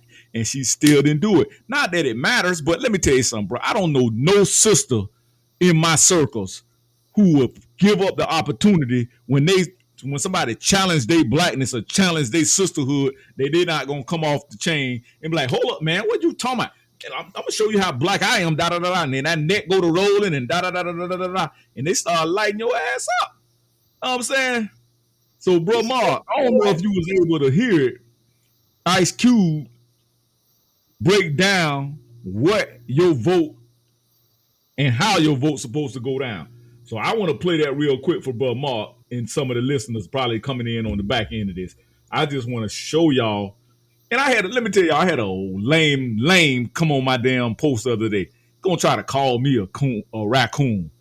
Oh, I said, Negro, man, I lit that Negro up. And he know who he is. I don't even play with him like that. I say, bro, you better go find somebody for you to play with, bro. Because this way intelligence thinkers hang out. Furthermore, what you even doing on my post? You ghost watching. That's what you're doing. You're ghost watching. You like what you hear, but you're too much of a coward to speak up. See, I'm not a coward. That's why I say what I need to say. And I say what need to be said. Our people need people like me. Y'all need people like me. Because I'm going to be the one that gets you on the right path. And like I said, my grandkids ain't finna grow up in this foolishness. We running around here. It's jokers like that is the reason why Lake Wells look like it look right now. Because of misfits like that joker that popped up on my site. And you know who you will. Bro, I don't know we ain't never got down like that, bro. I'm from across the highway, bro. We don't rock like that, bro. I don't play with people like that. I'm a grown man. Don't come playing with me like that, man. And you know who you is, bro. And why you want to call names? That was the first thing I saw. I'm like, are we in the 6th grade or something? He's goofy. He's a goofy. I mean, if you're gonna come at me with some facts. Come at me with some figures. Come at me with something to dispute what I'm saying. But don't get to calling me names. Get out. Bro, that's why, Mark. That's why goofies. Anytime you saying, "Oh, like, bro, Mark," hey, I'm leaning more toward being a Republican. Bro, Mark is a Republican. I know a lot of brothers that's Republicans, and we not scared. We'll tell you that we're Republican. So I'm saying because we're business owners. We're business owners, and business owners identify with conservative values.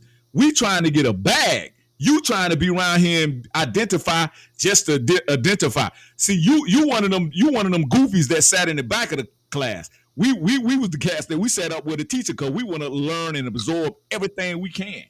See, you a goofy. You a goofy. Yeah, you a goofy.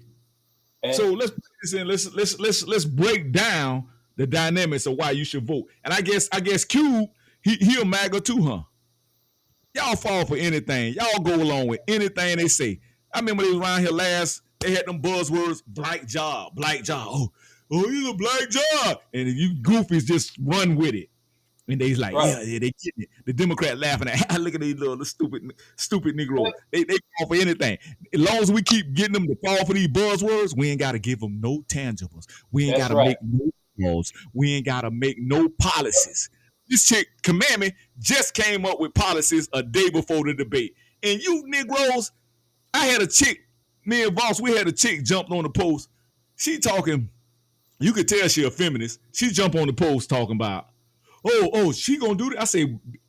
I say, Trick, what policies are you vote? What do you like? Oh, I like the 25,000, and I like the 50,000 for the homeowners, and I like the 50,000 for the business owner. She probably ain't even a business owner. She probably a homeowner. Everybody don't own homes. So how would the person who don't own home, and that's a match. They match your 25,000. You got to first have your 25,000 before they match it. They're not just gonna give you 25,000 because you want a home. You got to have something to bring to the table. And let's see. Let me just jump that. Hold on, Juice. Let Bro Mark chime in. I'm trying to say something first. Let Bro Mark chime in real quick. Oh, okay. Make it quick, Bro Mark. Yeah, it'll be real quick. And one thing you got to do, you got to pay attention and read. Anytime they claim they giving you something, it's a little trick to it. It's a catch-22, correct? Right. They don't just give you nothing. Go ahead on, Brother Bob. Go on, Professor. Well, this was a setup because before they start saying, after I say what I'm about to say, before they start talking about professor don't like women and he's misogynist and all this kind of stuff, I want to show you that lovely lady that I just hired. Okay, I want to show that there are black women who do have class, who are educated, who own their businesses. Now, that female, if you want to call her that, who said all of that, Dr. Juice, let me explain that type. And I hope that we can change this narrative. And men need to tell women this. They need to hear this because they're not hearing this from men, okay? I'm a man telling you this, okay? First of all, to our females, bro, you got to have some, you see this party that they're following, this narrative that they're following, it has no discipline to it. We don't have discipline with our females. We don't have discipline with our males. But I want to talk about the females right now because they're the ones so-called supposed to be raising the children. They getting the child support money and all of this kind of stuff. You can't go around as soon as money come in the front door, you're taking it out the back door. You have no discipline. Every time you want to go around, you're eating up everything. You're not managing your life. You're not managing your weight. You have no discipline. You're not disciplining your kids. Your children are in these public schools, reigning terror. I have a graph right here where black children are at the top of violence. I know that we got white boys shooting up the school and killing people. I get that too. But what we're doing is an everyday thing because the mama is not disciplined. These women are leaving the men now because they're not going for this commandment stuff and all this. You can do anything you want to do. Your boy can wear a dress. Your daughter can go act like a man. All this, there's no discipline. Without discipline, there's no values. Where's your value? Where's your value? Why every time you gotta come on social media looking like a grizzly bear? Where's your pride? Yeah, because what they're doing, Professor, they glorifying dysfunction. This party that we are supposed to identify with by default and just by automatic, like by saying, oh, you ain't black if you don't vote for me. They glorify dysfunction. And I think that's what a lot of black people are in tune to because they feel like they're not going to hold us accountable. So this is the more easier path to follow there because they don't require we have standards. They're not pushing that. And they're not going to push it because why? They can't identify with you because they're not even from the same fabric that you're from, family. So let me play this real quick. Go ahead, Professor.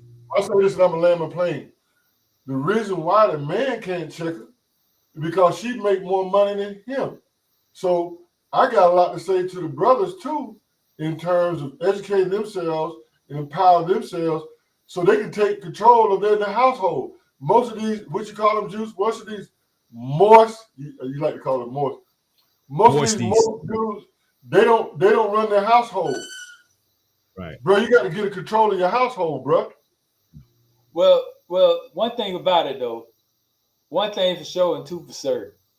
I don't care if you make 100,000 and I make 20, or if I make 100,000 and you make 20. It's my house. Exactly. I run my house. So just because you're going to bring more money into the bank account, that bank account is for the house. Yeah. For me and your house, period. So my son is 21. Bro, Mark, Professor, Bro D, my son is 21. And boy, that joker get loud or anything out of pocket. Man, the air stands still, boy, when I go to chopping it up. everything, even the dog, get the hell out the way. I'm like, what? And boy, he'll be like, no, damn, no, don't do that. Don't do that now. Because you know, boy, lightning and thunder don't give a fuck where it land. You know what I'm saying? It don't. So let me play this real quick.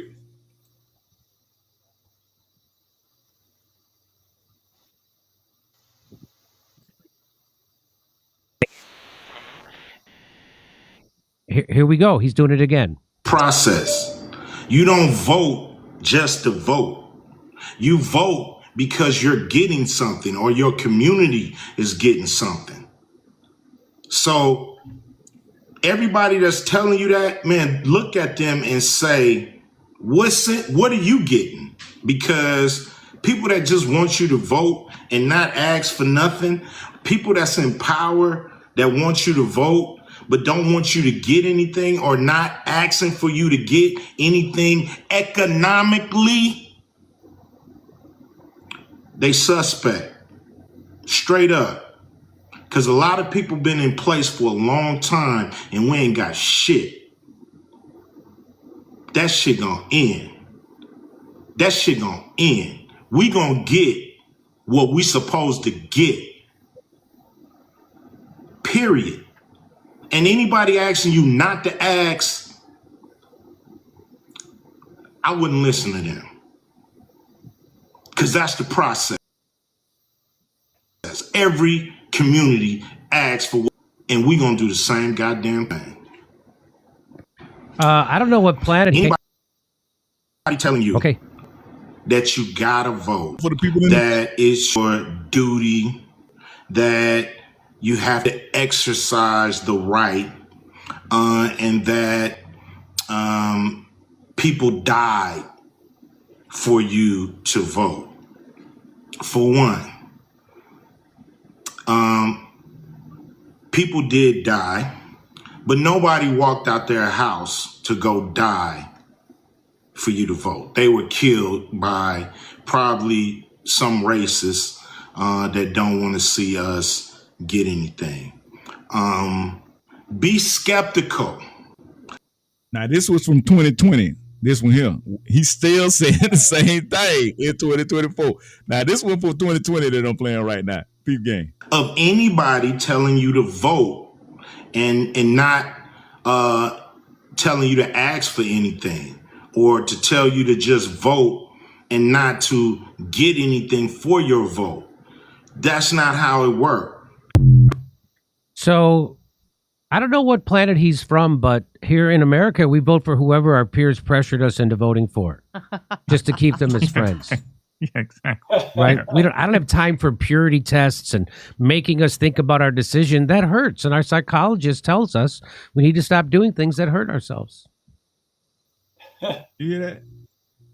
Yep. I mean, sometimes, dude, the white dude be making sense. The ones that's in tune, the ones that's really, really, you know what I'm saying? The ones that's really, really not trying to take advantage of us. Let me chop up some real game real quick, man, about white folk. White folks supposed to act like white folks do. I think you told me this saying one time, bro, Mark. You said, Jew, think about it. When you see eagles flying or eagles on the ground, do you see them chopping it up and shooting the game with scarecrows? Or do eagles mess with eagles? Eagles chop it up with eagles and crows chop it up with crows. Even though both of them birds, like all of us are humans, that don't mean we got to look out for your ass.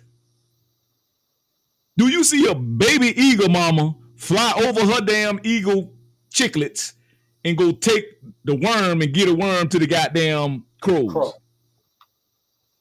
Do she give it to the crow? No. She go feed her damn eagle chicklets and she mind her damn business. But no, they want to say, oh no, it's all about diversity. You got to help everybody, which is fine if you got something to help them with. But Bruh, you can't draw blood out of a rock. If you ain't got shit, how you gonna help somebody? We under the illusion just because we work a 9 to 5, we got something. For 30 years, we got something. And I think a lot of our senior citizens are finding out, retired and not retired, and Social Security coming in and everything. And you're finding out that you mismanaged your finances and you're not able to make it under this current inflation. You forgot to factor in the inflation. You forgot to factor in we in 4 wars. You forgot to factor in that we possibly may have a damn pandemic. You forgot to factor in that you might get sick and the cost of healthcare may go up. You forgot to factor in the cost of goods and services may go up, the cost of living. You forgot to factor in all of that. So at the end of the day, the math ain't mathing. Digress.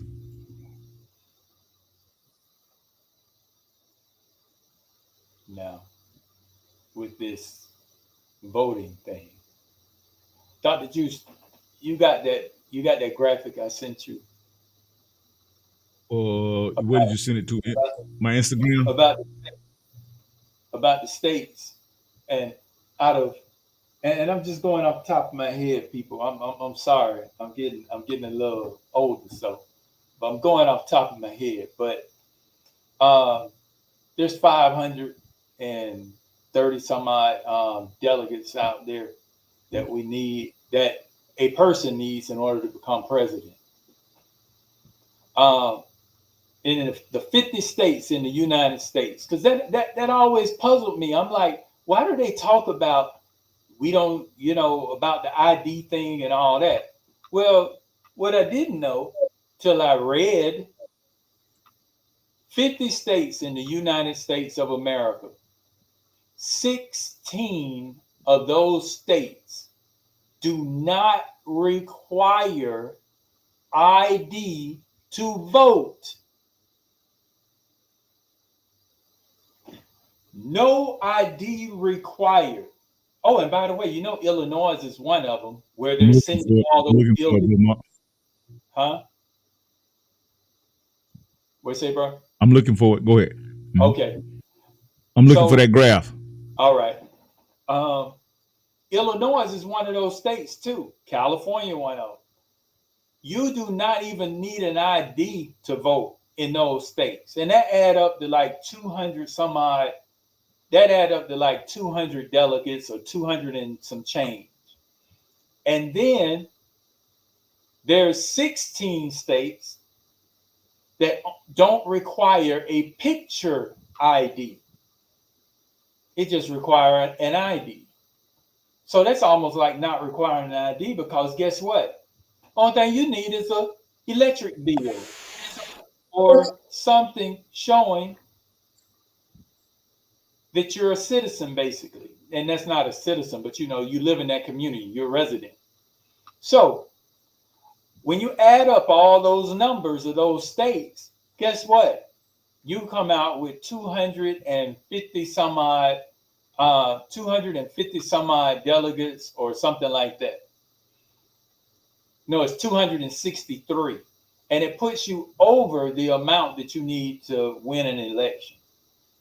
So people saying that they illegal, but they can't vote anyway. Well, guess what? I'm sorry.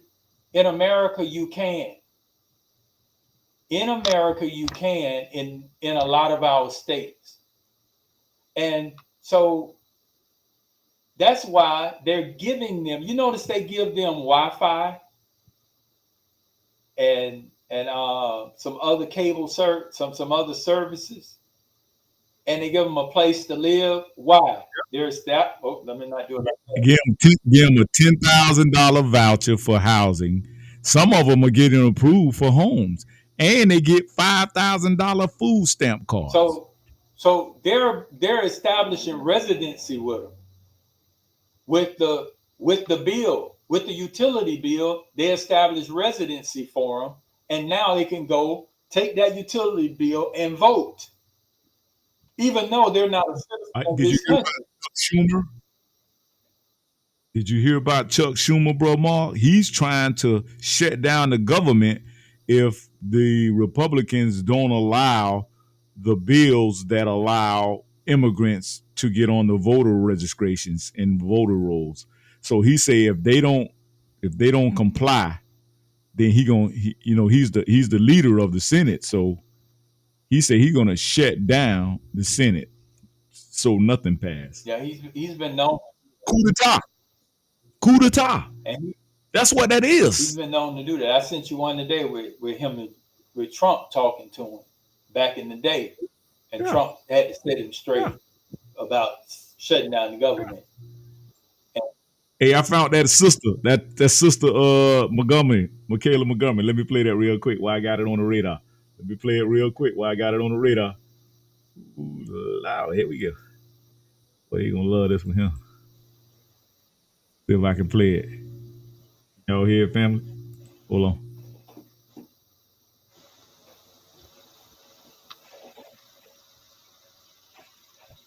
Can y'all hear it?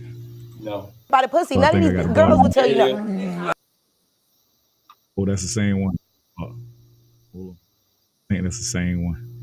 Man, they won't let me get this thing here, man. I don't want to play this one because that's where she went. Dang it, man, I can't find that one. She had this girl right here, Tezlyn Figaro. Let me pull it up. She done blocked it because the girl lit her behind up. Let's see if this it.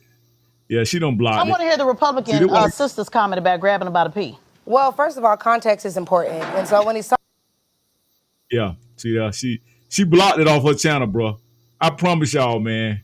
This girl right here, Miss Montgomery, she lit her up. I'm gonna find it.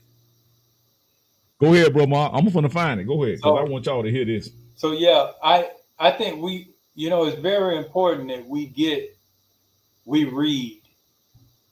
If we don't quite understand something, let's stop leaning to our own understanding and start reading and getting an understanding. Because that's what I do every chance I get. Because stuff like, these statements don't add up for me. So I got totally shocked when I found out how many states don't even require a picture ID. That should be normal. And then they try to say, the first thing they'll say is that they try to make black people look so bad and so poor and so dumb to where we can't even get an ID. Oh, the underprivileged minority community, which that mean the black folk, can't afford to do this and that. You know what? Stop it. Just absolutely stop it. That's an excuse. We use an ID for the majority of things in life. And if you don't have ID, maybe you shouldn't vote. Sit your butt down. But we should require that at the minimum. It just blows me away how many states don't even require an ID. Yes, sir. So Democrats, you want to know how they rigging elections with illegal immigrants? There you have it, right there. So here's what I see. Bro, Mark, thank you for that. We appreciate that. If you look at, you can Google this. You might want to Google this as I speak, Dr. Juice. Look at what Bill Gates and Microsoft is doing in Kenya right now. They're talking about digital IDs. They're talking about as a child is born, they're going to plant a digital ID inside the body of a child. They're experimenting with Africans right now. Now, let me tell you what's going to happen. Number one, I believe, especially with black folks, if you get incarcerated, you'll automatically get a digital ID embedded in you. Oh, absolutely. I also believe that I hope it's not in my lifetime, but as they're doing in Africa, I believe that there will come a time where they will embed a digital ID into people. You see that? That's what Bill Gates is doing in Africa right now. So so that digital ID, because this discussion you're having right now is going to be such a controversial topic. It's not going to go anywhere. And what do we do? What do we do when we try to solve these kind of problems? We look to technology. So why do you think Brother Bill Gates is working on that right now? It's building Africa. Y'all next. Well, Bill Gates has had that and been trying to push that for a while. He was doing it here in the U.S.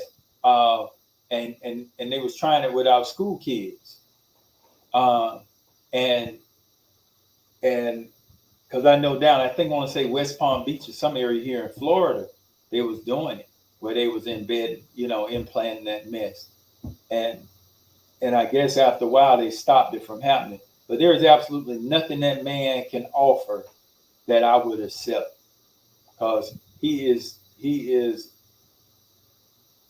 that's an evil individual, and I can't.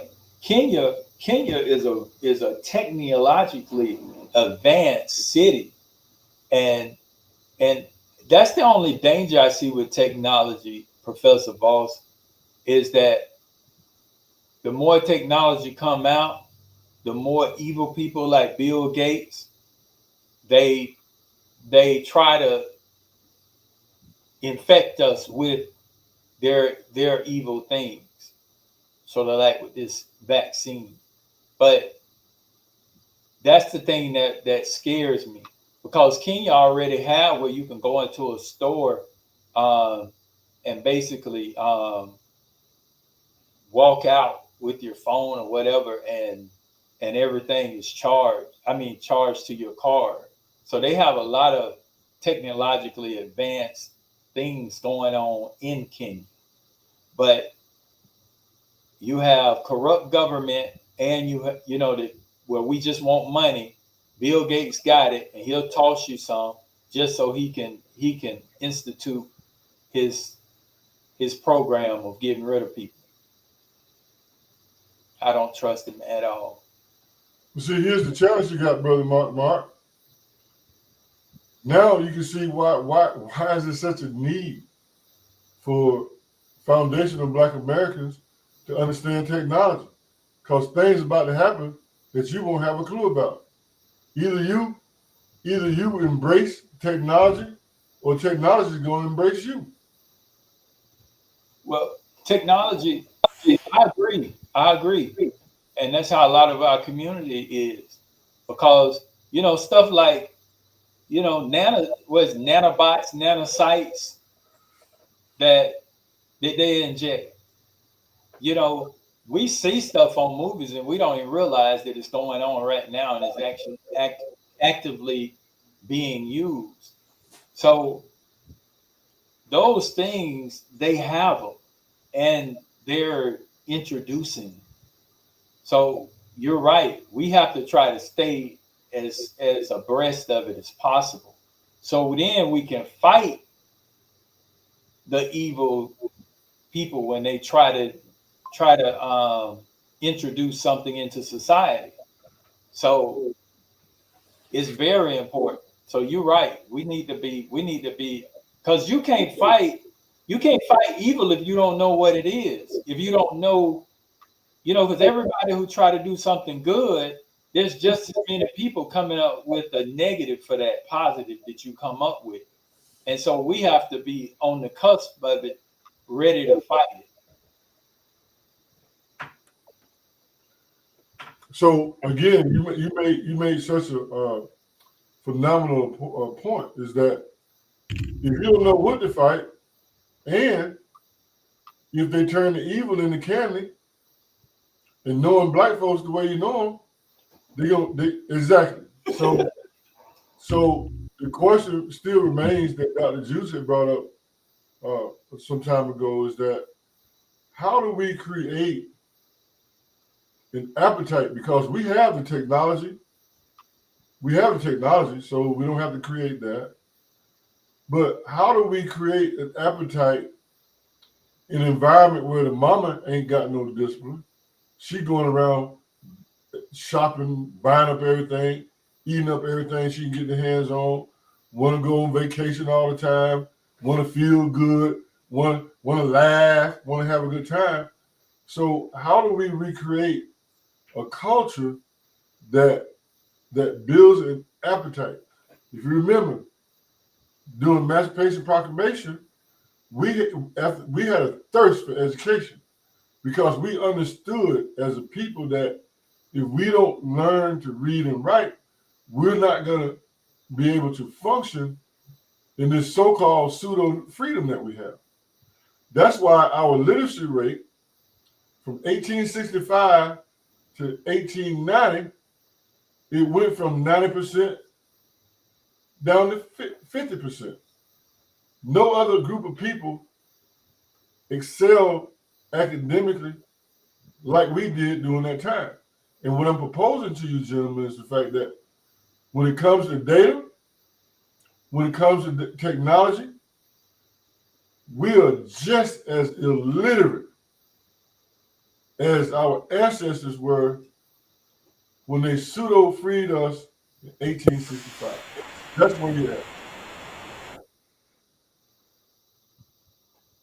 Wow. Let's get a closer look real quick, man, at this tax plan. Get a little closer look, man, before we log off today. See what y'all think about this, man. This guy here say he's a tax expert. He gonna break down Kamala Harris tax plan. Let's see what he talking about. In my first time. Very interesting situation where Vice President.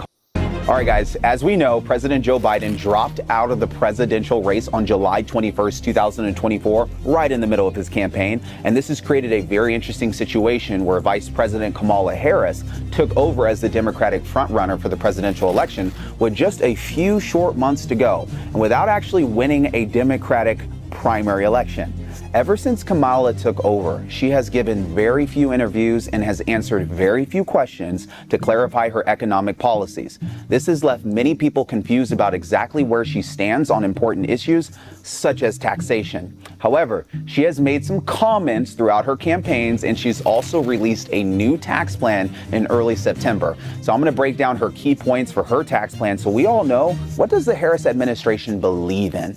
Here's proposal number 1.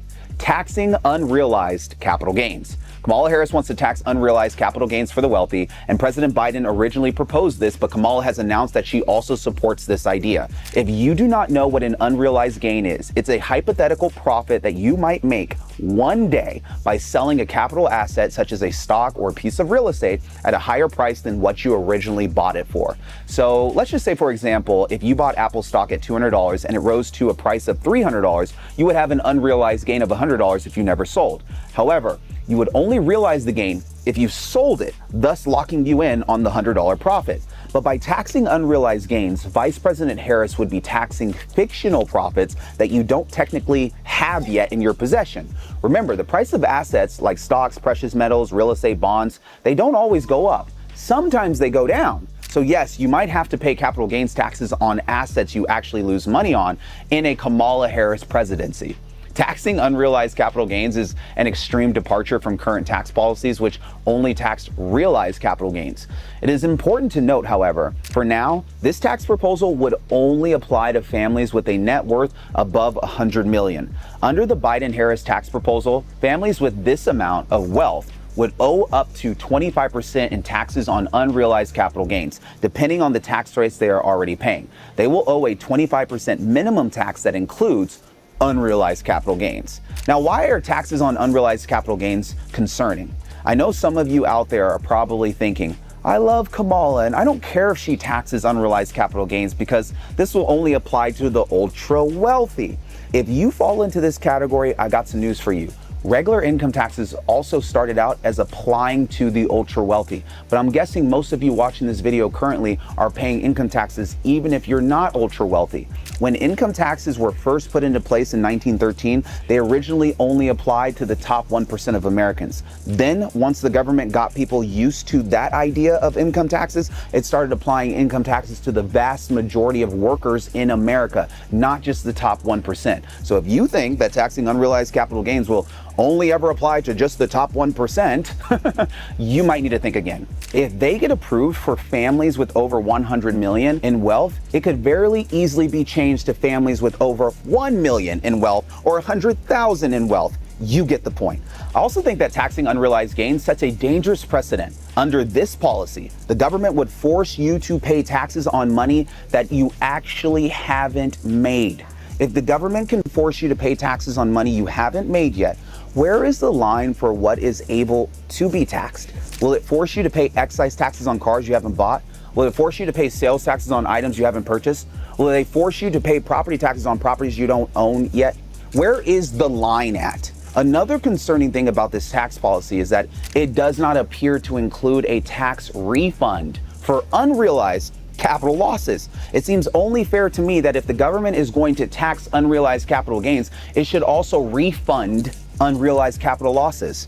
I mean, people who are ultra wealthy often view taxes on wealth, like this new tax that Harris is proposing, as an unfair punishment for being successful. When the wealthy feel that they are being punished for their success, they often flee to areas with better tax treatments. Many millionaires and billionaires could simply leave the country if they don't like the idea of their unrealized capital gains being taxed. Millionaires and billionaires create tens of millions of jobs in America. So the more of them that leave the country, the more dangerous it is for our entire economy. It's also worth noting that many wealthy people will most likely be less willing to buy stocks, invest in real estate, or otherwise take risks to generate capital gains if they know they will lose up to 25% before they even take their profits.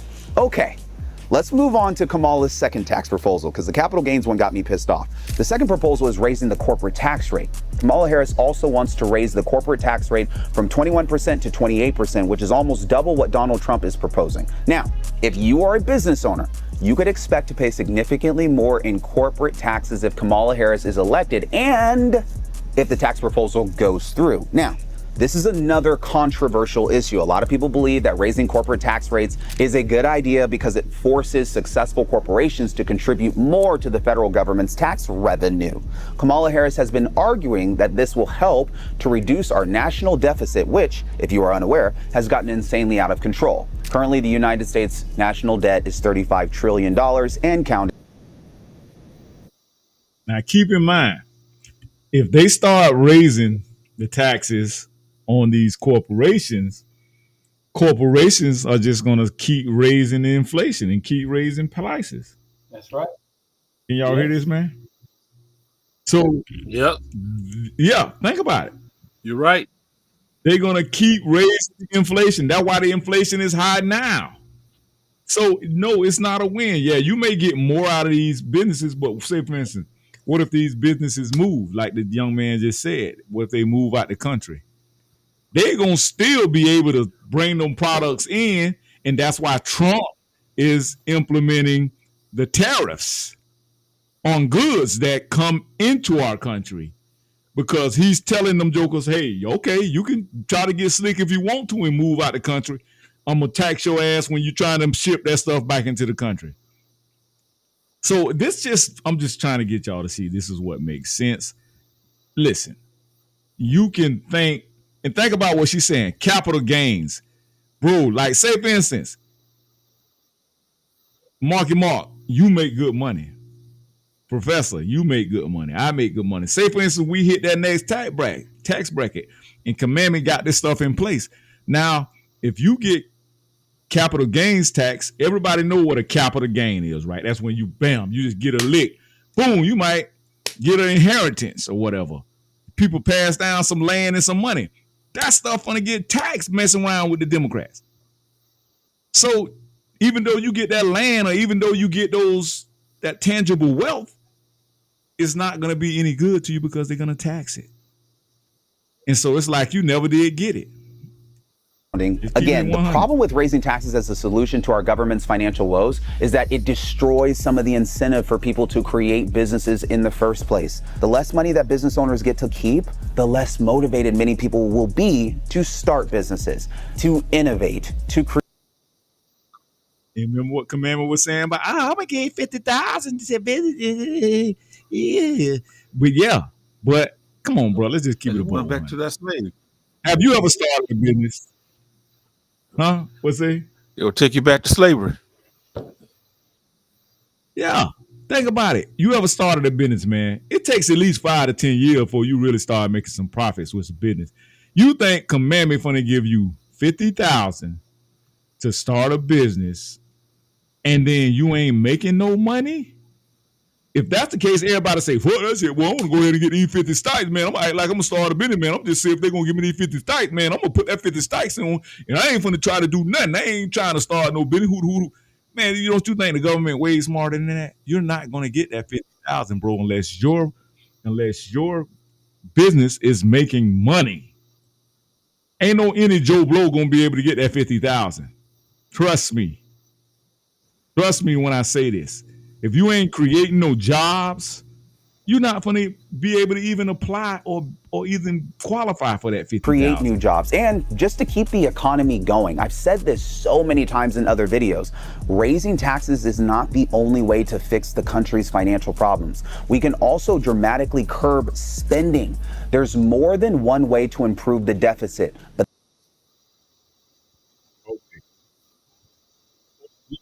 I saw this one time too. You talking about that proposals on tip thing that she stole from Donald Trump? Hold on. He went to the next one that started sounding good. Let me know. Hold up. Let's do it again. I'm gonna let y'all hear a little bit more.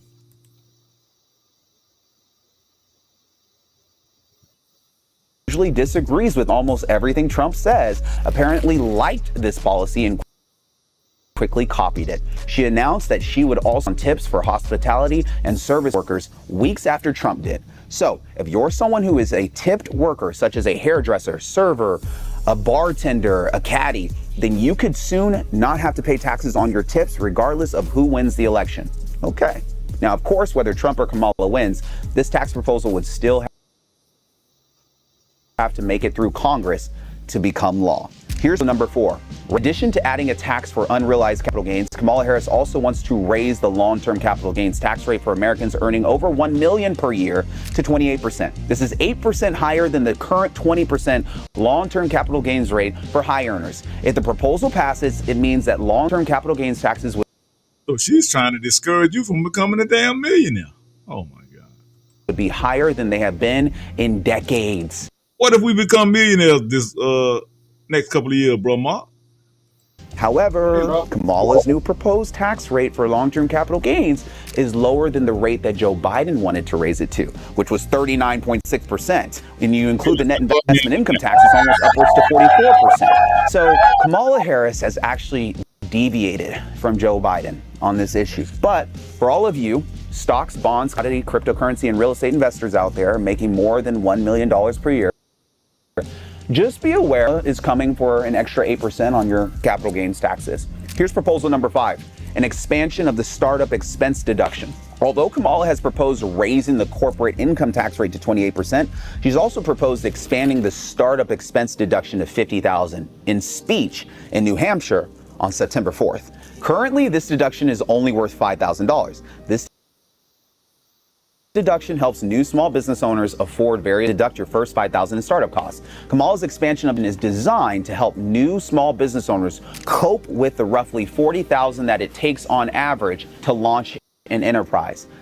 But inflation gonna eat all that up. So during her speech in Portsmouth, New Hampshire, where she outlined this new tax proposal, Kamala claimed that she wants to see applications from 25 million new businesses if she takes office. What's the bottom line for Kamala Harris's tax plan? Okay, Kamala Harris wants to raise a lot of taxes, but she also wants to throw in some interesting tax breaks. Some of her tax hikes are not as extreme as by President Biden, but some of them are, such as the new 25% wealth tax, including taxing unrealized capital gains. If all of these policies became law, millions of people, and especially high earners, would pay much higher tax rates. So if you love working harder and harder only to give more of your money to the government, then you might find Kamala's tax policies very appealing. If you don't, then at least you could potentially save some money when starting a new business if Kamala becomes president. Nice. Now, here's a question from a subscriber. Since we have And listen, I'm a direct person that got taxed a little bit more this year on my taxes. So I understand the more you make, the more taxes you pay. And understand that for the Democrats, they literally punish you for making more money. So it makes you want to stay impoverished. It makes you it's kind of like the church. You gotta be in trouble to really benefit from pastor praying over you. If you got it all together, pastor ain't gonna make no money. So I'm just trying to break down the whole, demographics and the whole psychology, the whole dynamics of making more. See, the Democrats need you to be middle class or lower to really appeal to what you need, your needs. So, but if you're making good money, you were like, oh man, that's it. I'm trying to make more money now. I understand that I can make more money. So more money, more problems. We got to be careful when the government talking about giving us. See, that's part of that Marxist movement. All this joy. Oh, joy. Oh, it's so joy. That's part of the Marxist movement. Yeah, joy. That's the word, Mormont. Yeah, that's it. And now you want to give. That's part of moving us into Marxism. And they get you so poor to where you are in such need where you're like, oh, you beg for it. You beg for it. But what you need to do is fight them when they trying to raise the cost of goods. You need to fight them when they trying to give billions to other countries. We got to fight because otherwise we're going to pay for it. And that's what's happening.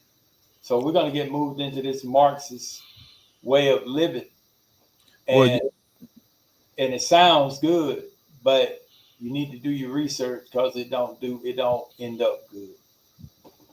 Well, a lot of people don't know that we still part of NATO. We created it. Right. And so they made a pledge. Anything happen to each other, we're going to come help you fight. But it looked like the United States have been doing all the fighting. Sure. And then here's what trips me out. When you get a president who say, like you say, United States doing all the fighting, and we and y'all not paying. Y'all not even paying your dues to NATO. So we ain't fighting for you if you ain't paying your dues. Just like we expect in any other part of life. If I don't pay my phone bill, I don't expect service. So you get mad at him because he's holding somebody to what they agreed to do. Right. It blows me away. There we go. There's that that data I was telling you about.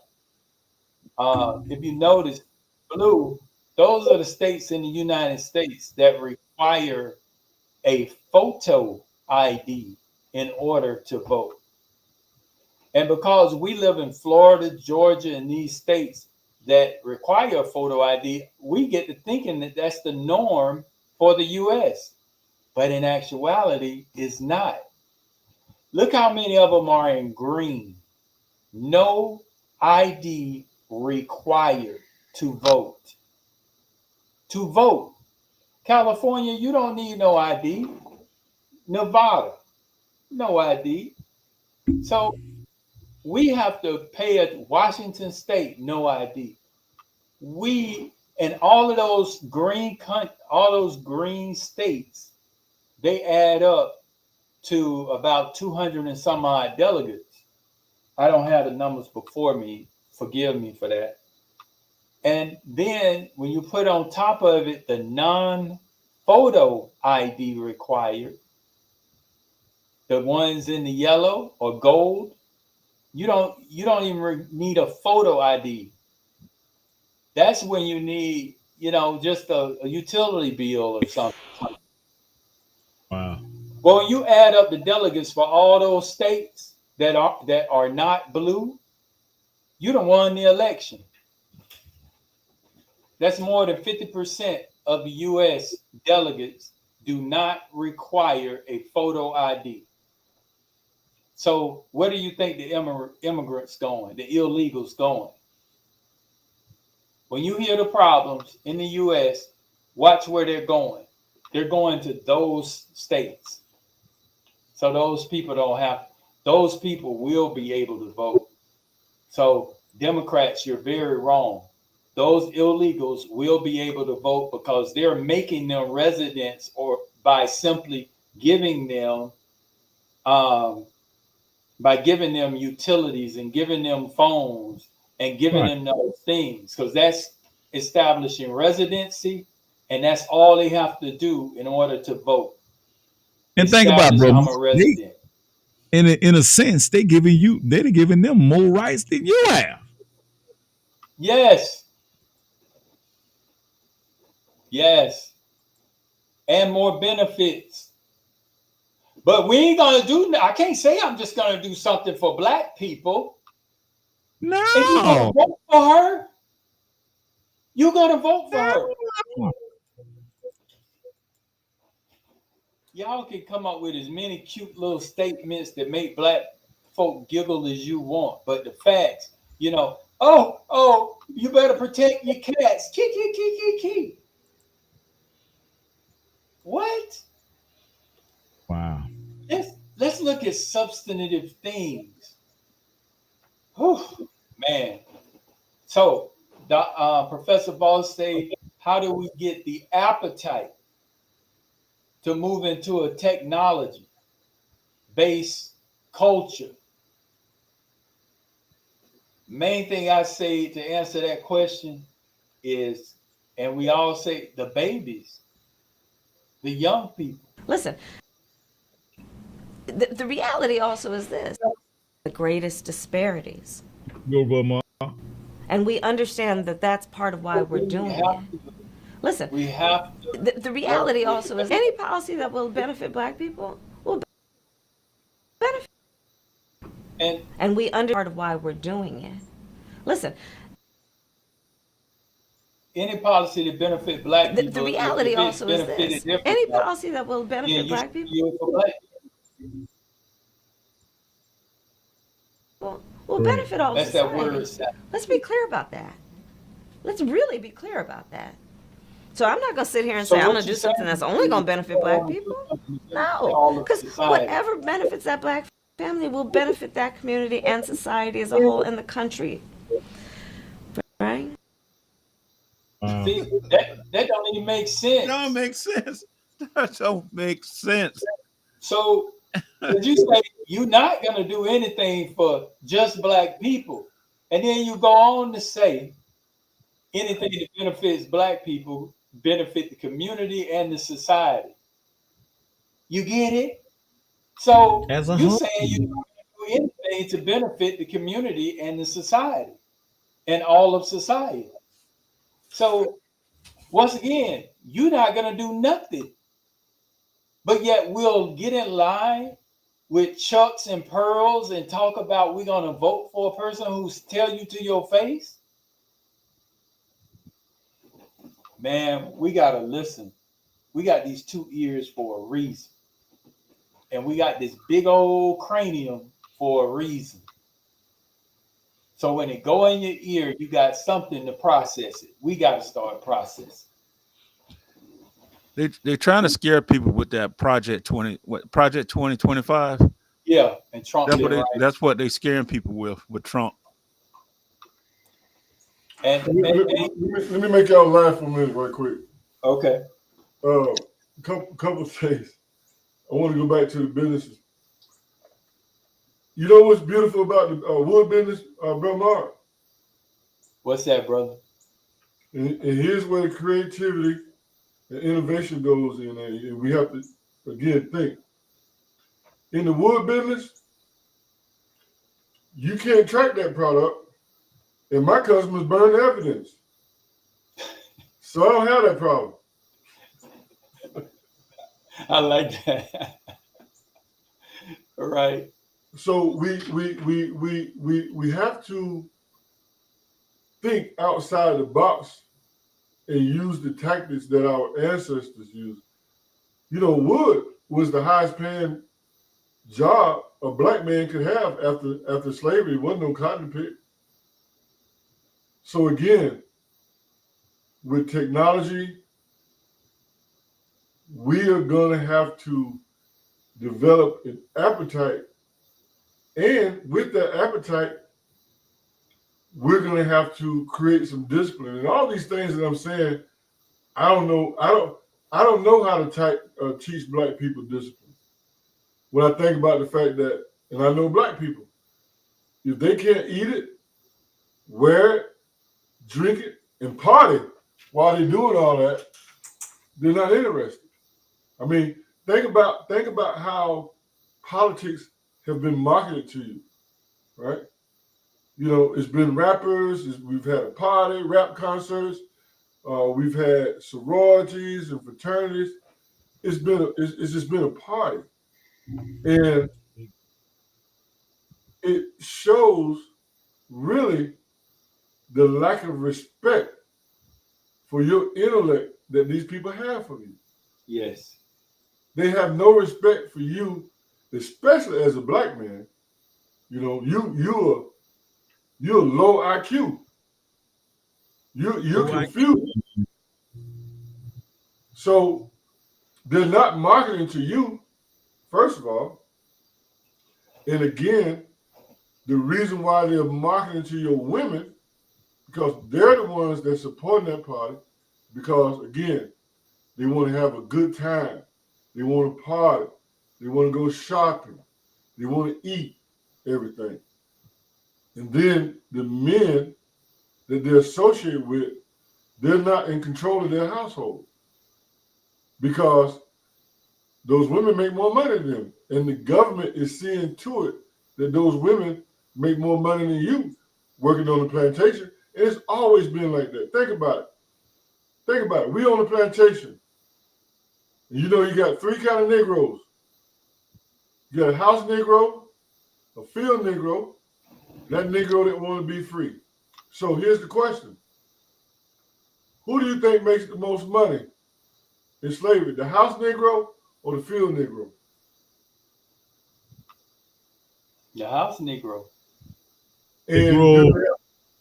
And do they have more men or they have more women in the house? More women. More women. Right. So you got that hierarchy. Think about the plantation. And this is history. Dr. Juice always want me to do a quick lecture on history. So don't get mad at me for talking about history. So when you look at our roles in the house, you start out the woman start off as a bed wench if she's worth being in the house. If you're a woman and they pull you out the field, you're a wench. You're a bed wench. And then you got to work your way up into that house hierarchy so that you can be a mammy. Because the mammy is the one that controls everybody. Because why? The mammy makes the most money. Come on, man, you got to go back to your history. And she control the field niggas or Negroes or Negras or however you want to call them. That's what we were. So the same historical structure that took place on the plantation, it ain't changed at all. It ain't changed. And then what about the men, if you want to call them that worked in the house? They were docile. They couldn't have bass in their voice. You hear this bass in my voice? You can't talk in the house with this kind of bass. It's you know, in a man house. This is like my daddy told me when I started noticing the bass in my voice. I remember very clearly that one morning I got up, sitting at the table, gonna eat breakfast, and I was asking my mama for some bacon. And when I asked my mama for bacon, I thought it'd be a good idea for me to try out my bass voice. You know what my daddy told me, brothers? You better get that bass out your boys. My daddy said, boy, my daddy didn't even call me by my first name.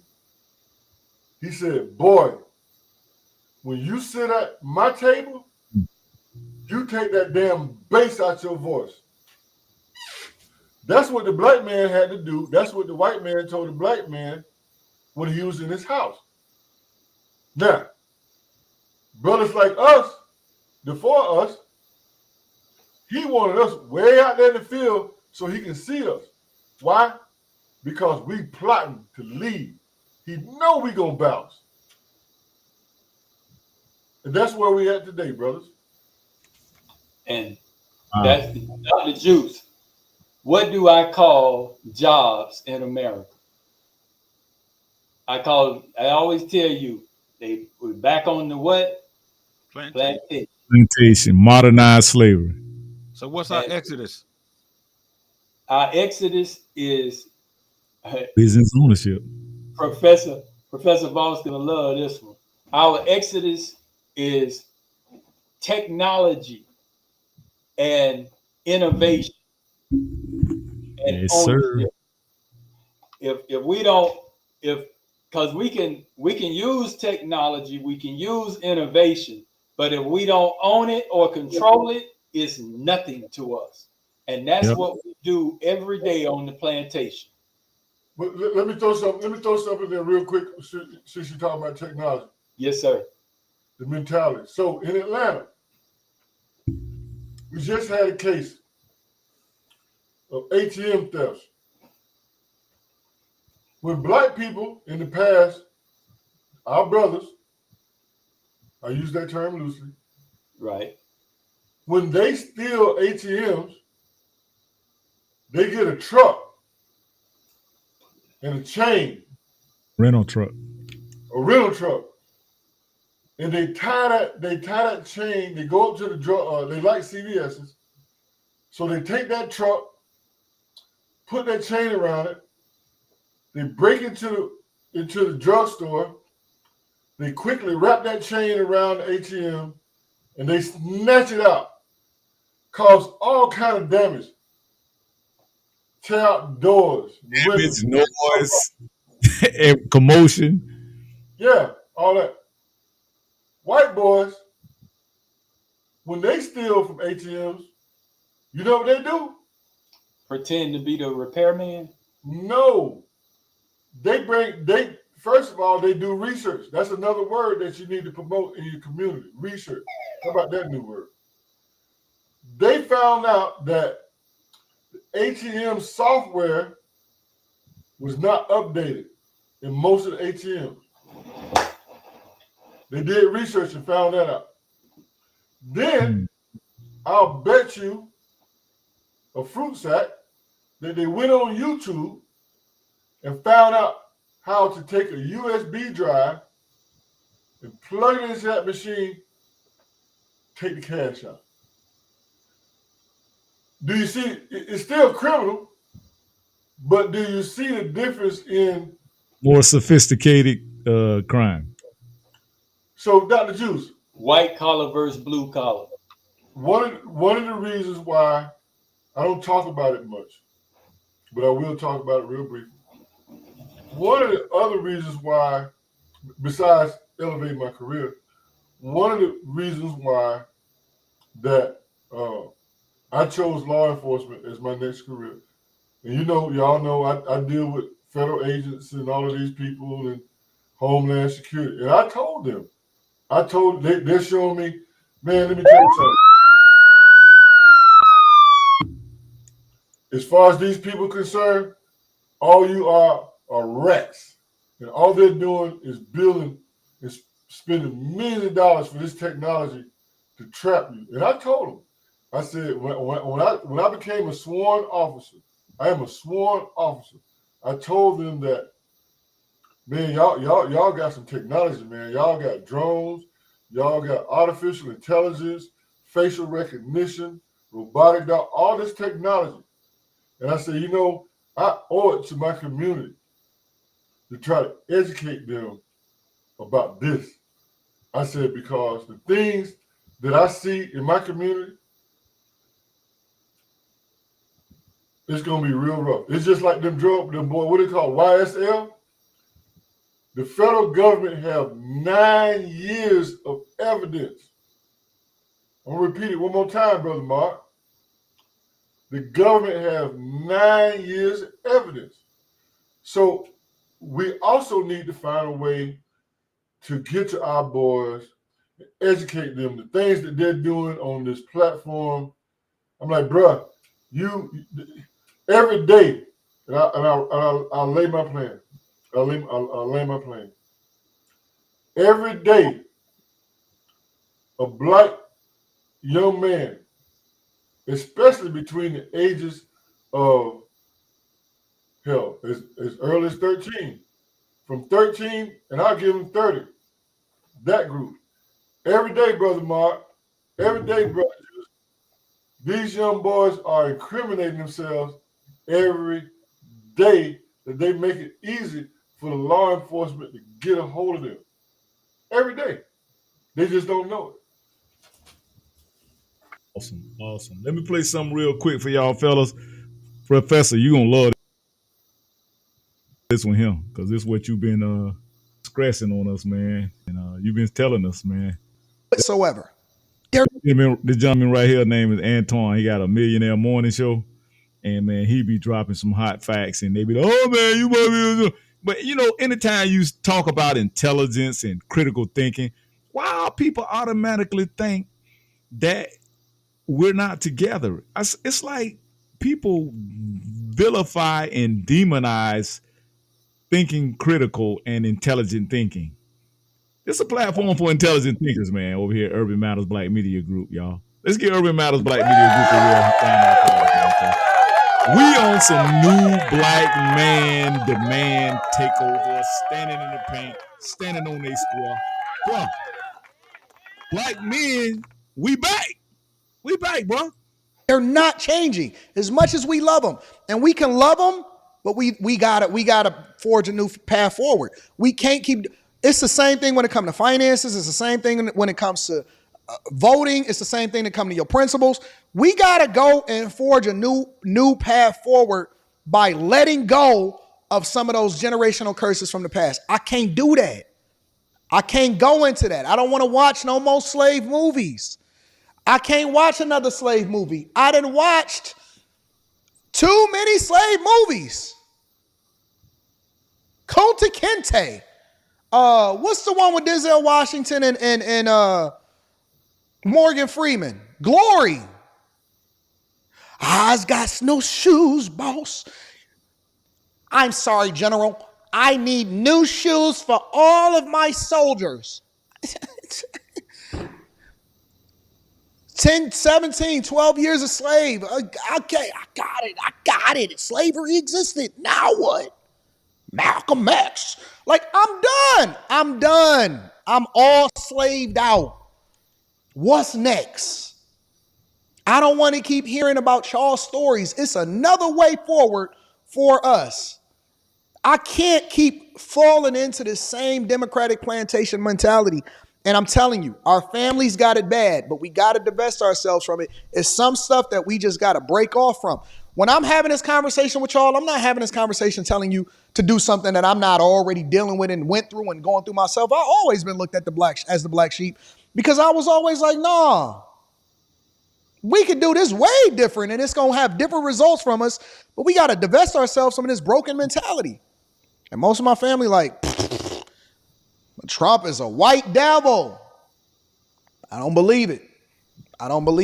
So I was the outcast Before some of y'all even stepped off the porch. I was always the outcast. What they not telling you was that when I went down that pathway and they said that it was a ditch down there, it was really a bag of money in that hole. So I picked up the money, I walked around the ditch, and then I went towards a success. It was a clue to success in that hole. Because when I see everybody going one way, I'll be thinking to myself, the Bible say, the word of God say that the path of righteousness is narrow. Is narrow, and that hell enlargeth itself. I don't want to go the same way that the majority of the people is going. I got to figure out, are they going the right way or are they all going towards the slaughter? You know what? Rich people is the 1% for a reason. They make different decisions than what the majority of the people say. Again. I told the people in my family, this is the last thing I'm going to say. We're going to move over to the next thing. I told the people in my family, I said, listen, bro, I know you think you know, but I'm going to be richer than all of y'all. I'm going to be richer than everybody else here. And I'm a completely change the world, and I'm going to change people's perspectives. And I'm going to reach a demographic of people, and I'm going to build my own community. That's what I said. I told them. I said, I'm going to build my own community. I don't know how I'm going to do it. I don't know what's going to happen. I don't know how it's going to play out. But God told me to separate myself and go forward and forge a new path and reach a whole nother demographic of people. And I'm just going to lean on faith. I know what I know. I'm armed with the information, and I'm give it to the people, and I'm going to make sure that they become what they become. And they called me crazy. They said I was crazy. I said, I know what God's voice sounds like, and I know what he told me to do. I know what he told me to do. And he said, you've learned everything that you could learn. You got everything you can get out of this. It's time to go forward. You ready? You're ready. And then he gave me my wife, and he said that you can trust her. That's what he said. He said, her, you can trust. She'll never turn on you. You can trust her. She gonna ride with you. That's what he told me. That is honest to God, word for word. He said, you can trust this one. This one is gonna have your back. I never told y'all this story, and I'm sorry we getting a little bit. Man, if every man could say that, boy, we'll be in heaven. You know what I'm saying? I just let y'all, I had to share that with y'all, man. This dude here, I listen to him all the time. This dude literally is a self-made millionaire just off of philosophy. He ain't nothing special, I'm telling you. But the man's so intelligent, bruh. He's a self-made millionaire. And I checked him out, bro. And he just average, ordinary Joe. He ain't trying to be spectacular. He's not trying to be fancy. Joker drive Mercedes and Jags, two-door coupes, all of that. He's from Detroit. And you know Detroit, that's an impoverished, super impoverished area. How is this man making them? He doing it off of social media and data. Telling you. Hey, man, it could be done, fellas. I'm just here to tell you, we got to keep standing in the paint, man. And I think we got some people keep commenting on stuff, but I think they commenting on Facebook on my Urban Matters, man. Let me check this out, because we got a lot of people tuning in. I got to make sure. Sometimes I go live on my other platforms, and so I don't really get the other stuff from the other people. Matters and stuff. So yeah, go ahead, fellas. I mean, we're finna get ready to wrap it up in a minute, but y'all go ahead and get the last word in. But I just was trying to put some things into the air and keep our minds occupied with powerful thoughts. See, that's what they don't want, fellas. They don't want black men to get back powerful. That's why you can see there's an attack on masculinity through this liberal movement, and they trying to emasculate the man. They trying to say, oh, it's toxic, you toxic masculinity, and all of this, and it's a lot of, and they, you know who they really targeting, man? They targeting black men. So anytime we start doing platforms like Urban Matters Black Media Group, we start implementing these types of platforms, They don't want this, man. We got a lot of our brothers. They just stuck on football game right now. They on some goofy shit, and I'm not knocking football. I still like football too, but football right now. Football is out of pocket right now, man. It just ain't the same, man. You notice a lot of stuff ain't the same since the pandemic, man. You notice a lot of people dying, man, too. We ain't talking about this, man. It's a lot of people just dropping dead. You know what I'm saying? I had a little sickness a while back. I said, boy, I ain't take that damn shot. God, don't take me out. I ain't get the damn shot. But it's a lot of people are just dying unexpectedly, and a lot of family members cannot explain why is my family dying? Why is my family dying? What's going on? Somebody help us. Somebody inform us. They got that one platform out there, what they call it, Urban Matters. They trying to inform the people, man. I had some good reports coming back too, man, on us, man. Y'all listen, they ghost watching us, fellas. They ghost watching us. But they can't get over their cowardness. There's a lot of our folks got a lot of deep underlying cowardness, and it's coming through their fear is coming through their mother's breast milk, and it's just in their blood, and they just not ready to step up, and they're not ready to speak life into the situation. They're not ready. Bruh D, you know about speaking life into your situation, right, Bruh D? You always telling me, say, Jew, man, we got to speak life and righteousness, man. Right, Bruh D? Yeah, that's right. So they don't realize, I'm telling you, all the words they teaching us, man, they weak. The words are very weak. And so we get caught up with these words, hope. What you hoping for? If you're going to do something, you got to go do it. You don't hope to go to the bathroom. You got to go to the bathroom. So it's the same thing. When you get ready to do something, you do it. Absolutely. Absolutely. Bro Mark, man, give us a last word, man. Please, man. Just give us some real hope, bro Mark. Well, I think the hope, we have so many Christian brothers and sisters and religious brothers and sisters, I'll say. And I think we have a lot of ghost watchers, and I also say we have a lot of ghost watchers who just want the information. They just here to get the information. And so I appreciate them as well. But look in that very same Bible that you read, instead of going to the weak portion of the Bible, start pulling those strengthening words. Because we don't even look at the simple words like, and I'll land my plane with this, faith without works is dead. So God tell you can believe all you want, but if you don't get out there and do no work, it ain't no good. But yet that is what religion is telling our people to do every day. Just trust in God. Just sit back, relax, and wait on God. No, God say faith without works is dead. So we got to put in the work, brothers and sisters. I land my plane.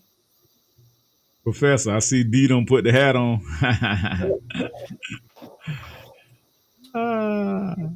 So I'll put it to you this way. My daddy came up through the Great Depression. And during the Great Depression in Alabama, my daddy told me that there was nothing. It was so hard. And the only thing that they had to eat that was sustainable was cornmeal. And when I came along, I never understood why my daddy hated corn. You couldn't give my daddy didn't want no cornbread. He didn't want no cream corn. My daddy didn't want corn on the cob. My daddy wanted nothing to do with corn because they were forced to eat that. There was nothing else to eat. Well, gentlemen, I look at Jesus the same way my daddy looked at corn. The reason why your numbers are going through the roof, Dr. Juice, is because people are tired of Jesus the same way my daddy was tired of eating corn. You can only eat so much. And now, Brother Mark, Brother D, we're feeding the community a different kind of food. And they can say what they want to say, but numbers don't lie. And I'm a data scientist, and I watch our numbers every time we go live. And today, maybe because I introduced my lovely assistant director, but I also think that it's the quality of the content that we're producing, and people, and I'm convinced of this, they want to hear something other than Jesus, Jesus, Jesus. I'm not saying there's something wrong with Jesus. I'm not even saying there's something wrong with going to church. But what has church produced from a monetary perspective? How much money have it produced for the community? So people want something different. And I commend you, dear brothers. I'm proud to be associated with brothers that I would go in the woods and hunt with. I don't go in the woods with just anybody. I don't go hunting with scary people, because scary people will get you killed. So everybody on this platform, brothers, I will go in the woods with you brothers, man. I will go in the woods with you brothers because y'all ain't scared. And I commend you on that. And I look forward to the next one. Absolutely. Absolutely. I'm going to end it on this one here, y'all. I'm going to let y'all hit this young man some more, chop up some heavy game. Hey, now, You know what? get the hell out of I'm here. gonna save the repo conversation for next week. Let's focus on this migrant thing. Be our next conversation. All right, a new pilot program from the city awarding up to $4,000 grants to migrant families who exit the shelter system and find their own housing. Fox 8's Jessica Formoso takes a closer look at how the program works and if it's working so far. A shelter is an emergency solution that is intended for the short term. It is important that that short-term solution is safe and healthy, and that we are providing families with an opportunity to get back on their feet. The New York City Department of Homeless Services is offering up to $4,000 to migrant families with children and pregnant women who are currently residing in a city shelter. It's called the Asylee Move Out Assistance Program, a pilot. They're running out of money.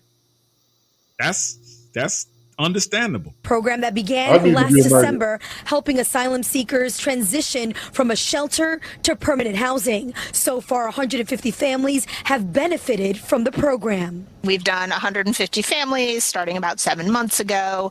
I think we've had one person from a family, not even the whole family, come back. So that is. Imagine we live in a world. Imagine the United States of America that you grew in. I pledge allegiance. You said it all in school. We got, a way in which we're supposed to operate in this country. And now we are existing in an environment where they're saying that they're willing to pay migrants $4,000 to find their own housing that we're paying for. Even the migrants is like, you know what, let me evaluate this, because the way that my checking and savings is messed up, because I spent a lot of the money that y'all gave me off my EBT card and all of this money that y'all been giving me. And so you want to give me an extra $4,000 just to leave the shelter? Let me go and work this out with my advisor. Imagine we live in a country where they left the borders open and the very people that we about to vote for are the ones that are replacing you. The very people that we about to vote for are the ones that are replacing you. That they are giving them resources. I ain't never in my life, not one time in my life, I have never, ever, ever heard of, thought of, could contemplate. If you go into a homeless shelter tomorrow, guess what? If you overextend your stay, they kicking you out. What do you mean they're going to pay you to leave? So you came in here illegally. You don't even have no ID. You don't even speak the language. And you're getting money and incentivized to leave. They have to pay you to leave. This is happening over in New York. They are paying you to leave. Think about the environment that we live in, and think about the fact that they are willing to give them $4,000. $100,000 each to leave. They are developing a program to give away tax dollars. I'm gonna go check into a shelter. In cities that are overran with migrants, money to leave. Is, in my mind, a very strong success rate thus far. The one-time grant is modeled after the enhanced one-shot deal program for those in the traditional homeless shelters, only to be used for first and last month's rent, security deposits, moving expenses, and household supplies. It really is for documented expenses related to permanent housing. So that could be first and last month's rent. It could be moving expenses, household supplies, things that somebody who is brand. Our veterans are on the street. We have veterans that are on the street that couldn't even get adequate health care until Trump came into office to focus on veteran affairs and trying to fix a system that was broken for decades. They are giving them moving expenses. First and last month's rent. Which was 100% true. About pets being abducted and eaten, a story amplified by right-wing media and Elon Musk online. Over the last 4 years, Springfield has seen its small population grow by over 20%, driven almost entirely by immigrants. William Brangham recently went to Springfield to understand how the city is coping. The sounds of Haitian Creole carrying across soccer fields, in grocery stores, in restaurants, dishing up the popular Haitian street food pate code. It's striking hearing all this in the heartland of the United States, Springfield, Ohio. Springfield's a small blue-collar city. Dog, do you know how hard it was for me to actually take out 100, and I remember the number to the penny. It was $114,000.07. I took out $114,000 of my own money and 7 cents and built my own restaurant. How are they able to do this? How? I put blood, sweat, and tears and invested in my own dreams and didn't take out one loan. Not one. Not one. Blood, sweat, and tears of my own money. Built it with our own hands. You know how difficult it was in order for us to do that? I had a good job. I had a phenomenal job. I was working in corporate America, making a bag, killing it. My businesses was thriving and taking off. I had to take out $114,000 of my own money in order to do this. How? How, dog?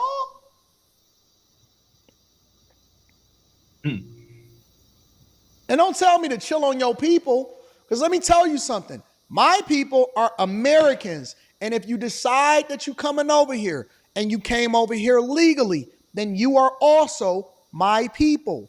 But I don't align with illegal anything. I don't like people selling drugs on the street. I don't like people selling box and not paying their taxes. I am not for illegal immigration. I don't know where y'all missing that from. I don't care what culture you from. I don't care if you're from Russia. I don't care if you're from Haiti. As long as you got over here the right way, then I'm all for you. But I don't believe in illegal anything. I don't know why that's so hard for people to understand. Are we missing something? With a familiar story. Much of the factory work left decades ago, and the residents followed. A community of more than 80,000 emptied out to less than 60. That is, until the last few years.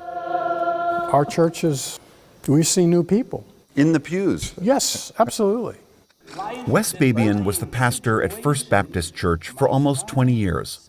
For years, we've lost people. But Dude, you hope Asian somebody else will now? come and take their place. That hasn't happened here. Until now. Because there are folks from Haiti who are coming to church. Lukens Merzus, who, among his many other jobs, mans the soundboard for Sunday services, is one of those new Haitian members. Why Springfield? Of all places. Merzus, with his wife and daughter, were among the first Haitian families to arrive here in 2018. I got a decent... You know what the funniest part about it is? I don't even blame them. You can't blame them. You cannot blame them for taking advantage of the opportunity that's presented to them. Do what they gonna do, what's best for them. If the borders is open, the borders is open. The responsibility is not on them. The responsibility is on the federal government. And if this is a stressful ass show today. This is a stressful show. How do y'all not hold y'all leaders accountable?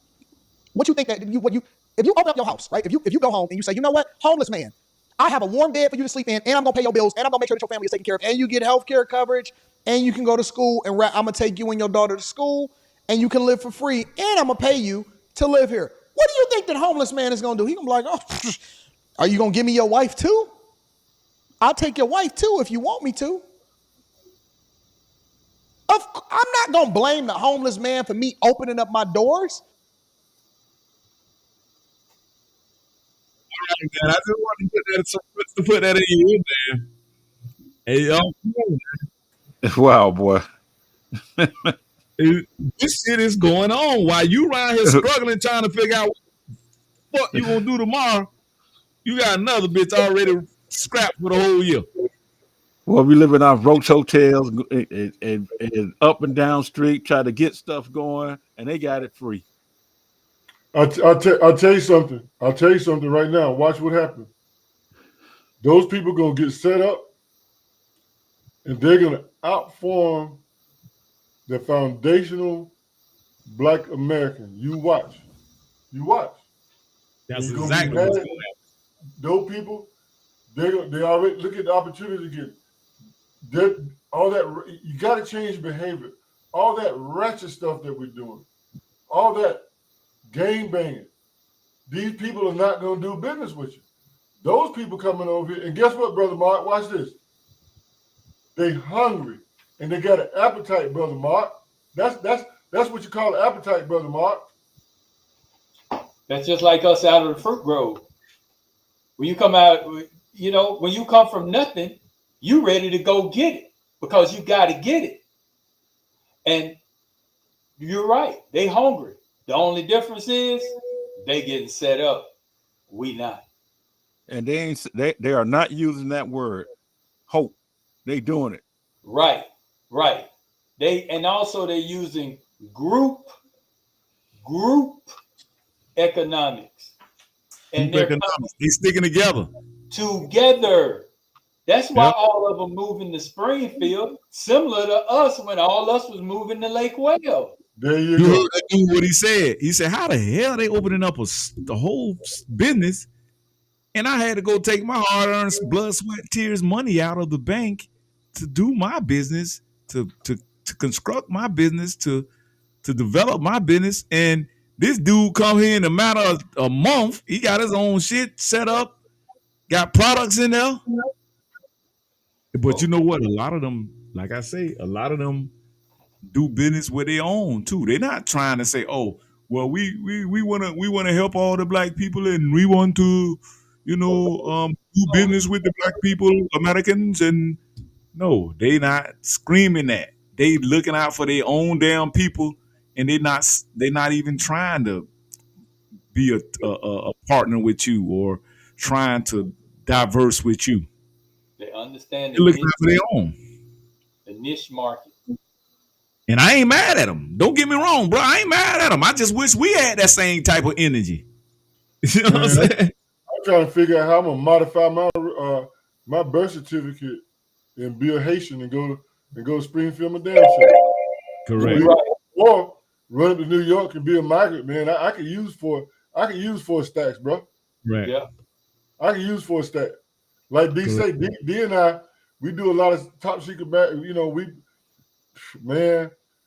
y'all to listen to something real quick. I always play very, this. very simple thing that if you have a certain worldview, and conservatives have one worldview and progressives have a very different one, if you have a certain worldview that doesn't allow you to see the facts, you won't see them. And the reason is very simple. In general, when you perceive something comes into your eyes, you have about a tenth of a second before it becomes conscious, and it will change in that tenth of a second to fit what you already know or believe. It will change fast. And it changes either, I mean, this is flashes of light will change, things you touch will change, all of those things will change, and ideas will change. So when you have facts that come in that won't fit the way that you understand the world, then you won't, the way you understand the world is going to change, is not going to change. The facts will either be ignored, ridiculed, or attacked because they will threaten the way you understand the world or not threaten them. People be happy with the way you understand the world and ignore the facts. But the frames that frame the facts are part of your brain. They're physical. All ideas are physical. They're in your brain. Ideas are physical. When they come in, that part of your brain is not going to change. And so you have lots of people in this country who have conservative worldviews, and they just don't see it. It's not like they're denying it. It's not like I know that fact and I'm going to deny it. It's like it's not even a fact.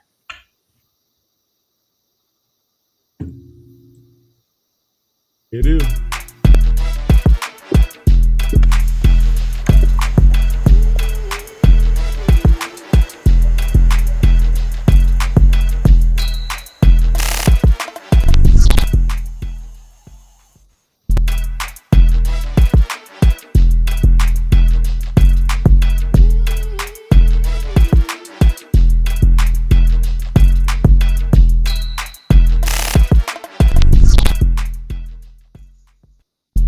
Peace and love, fellas. Peace and love.